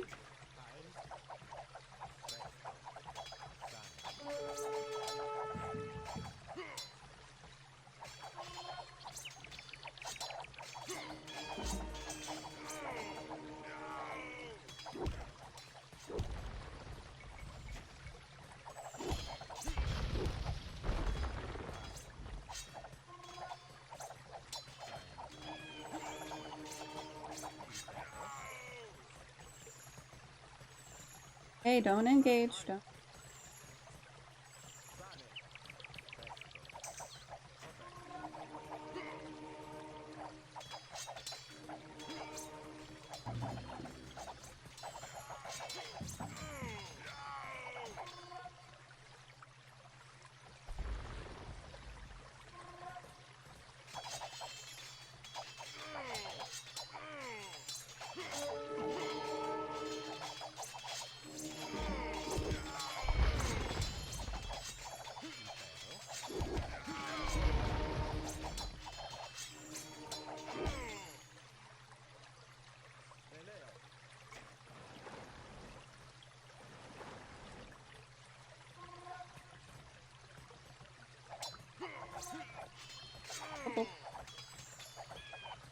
There's my monks.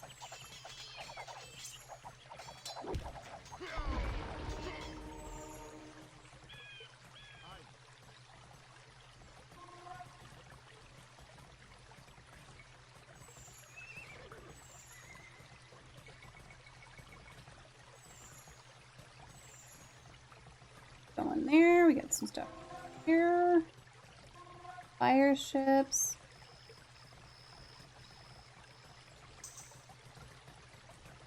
So, ah.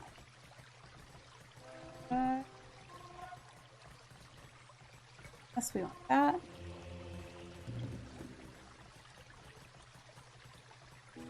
Here we go. Eliminates a minimum rank. Yep, we want that for sure. Oh, there it is. Oops. Okay. Fine, it's fine.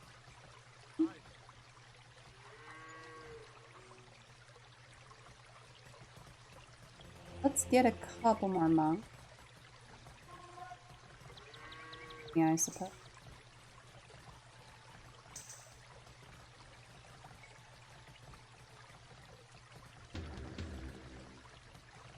Upgrade our mills. 100 food. We don't have that.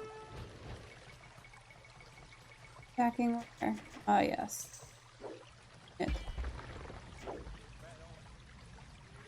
That's the way we like to do.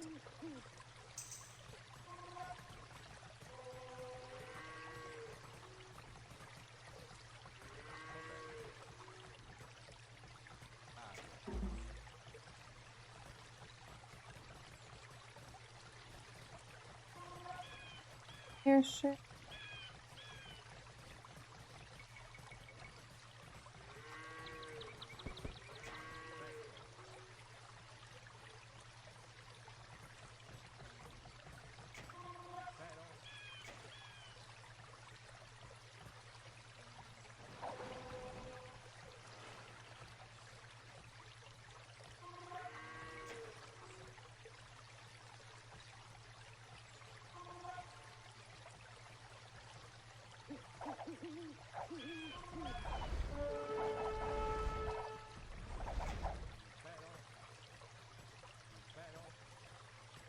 Okay, I think we're gonna take this.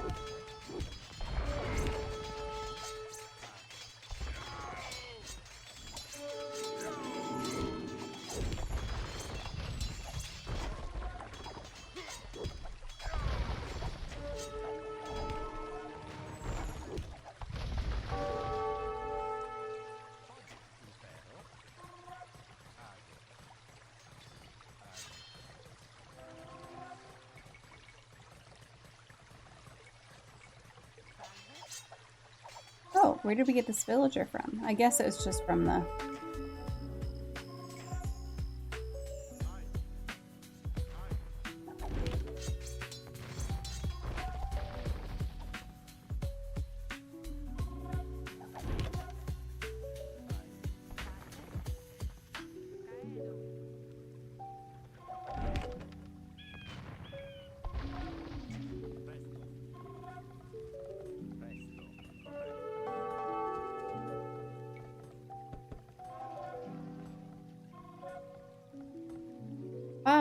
guys. That's so much food.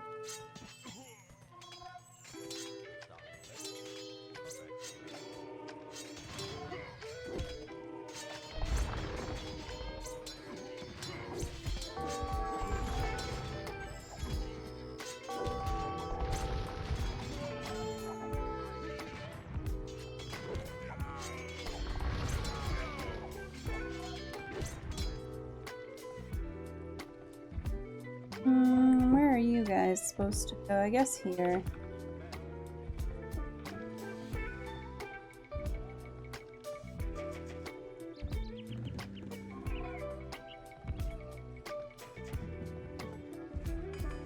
Okay, what else are we doing on the blacksmith? This.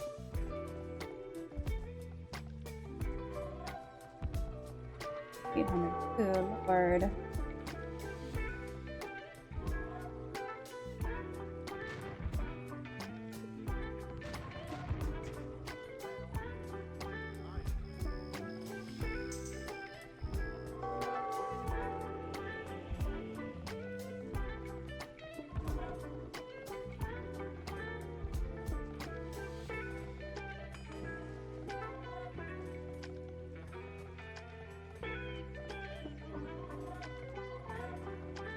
That's so expensive.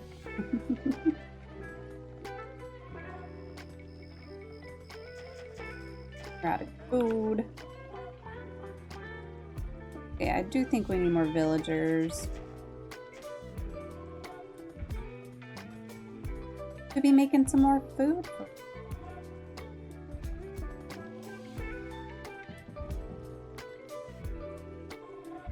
Right, they coming.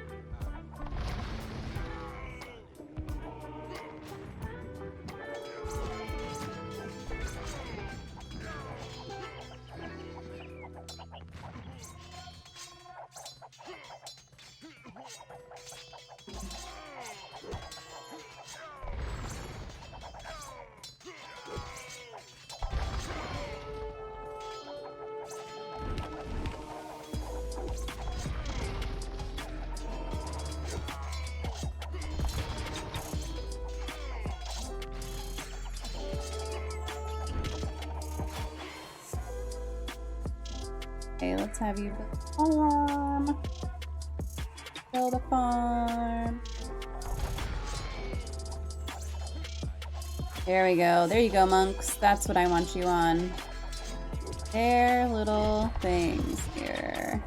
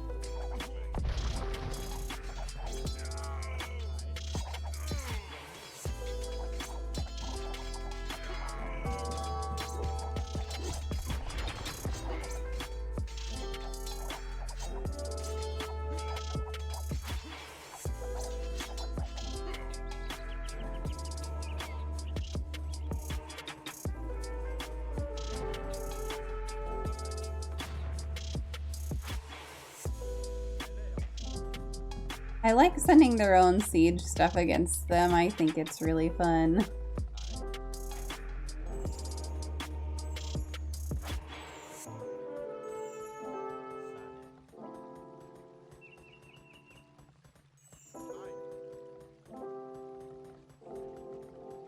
Okay, let's see what else we need to upgrade.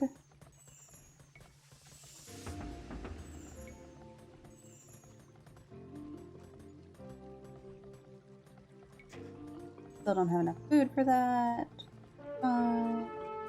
have enough food for that. Can you tune in? Is this... Ooh. Okay, well, we'll just keep building. Oh, light artillery. Large masses. Ooh.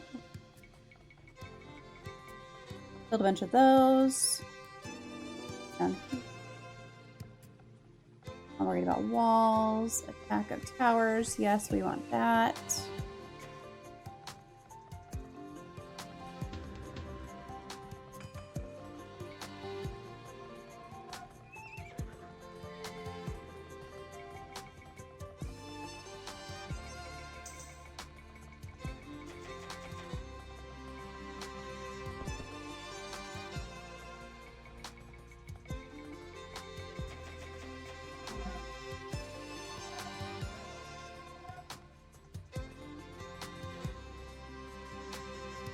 Okay, let's go ahead and come here.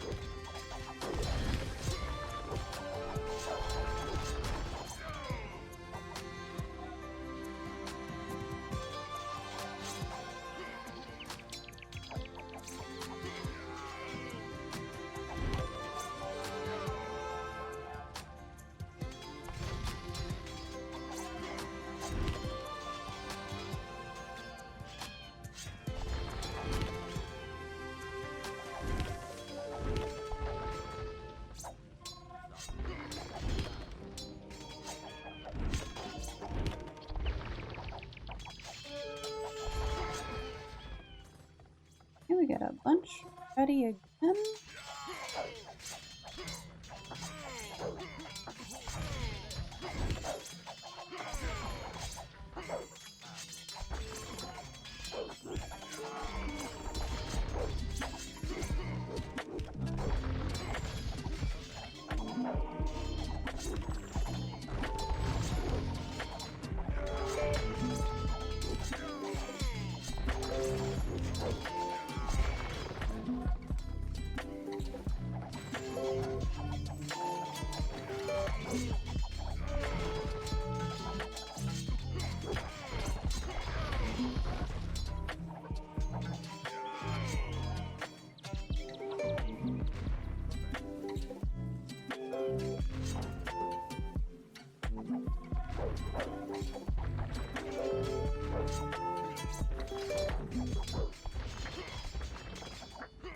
Oh, they're killing my monks! Stop killing my monks, it's very rude.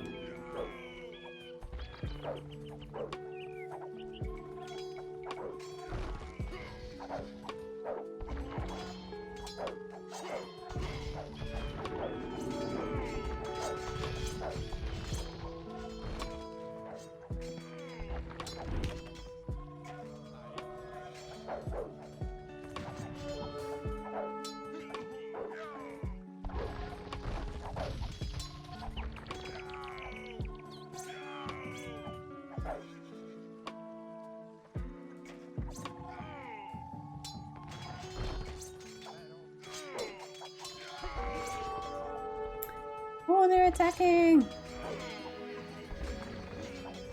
Ooh, stop attacking. Stop attacking me. You're not supposed to attack me. I'm supposed to attack you. Oh, more accurate.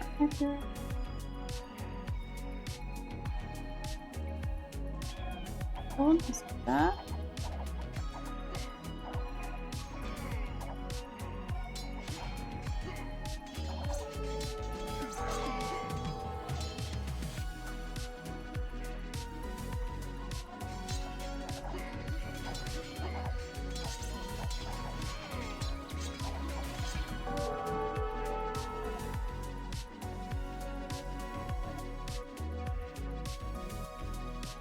I like that they just ignore those. That's fun.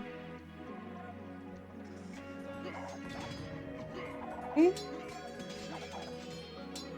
Guys, Harrison.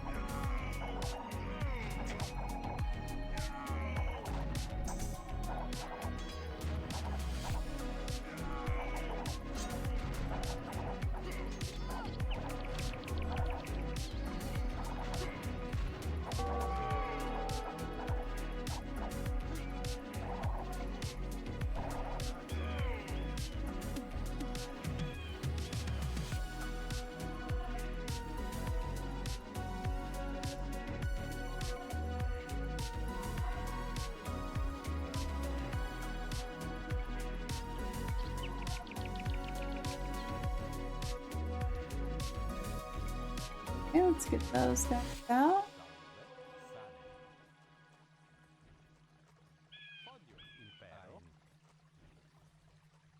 We're all gold miners.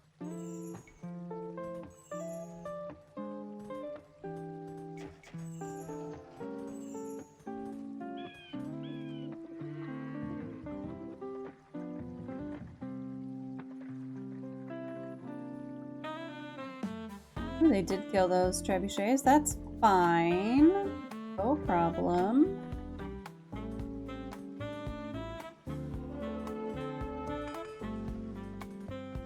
Okay, I gotta stop. I gotta stop. Let's save. Whatever. And we're gonna quit. Because, dear Lord, I gotta go. I gotta go. I'm tired. Thank you guys for being here. Appreciate y'all. Hope you have a wonderful start to your week. I will be back Wednesday, 8:30 Central. Let me pop over.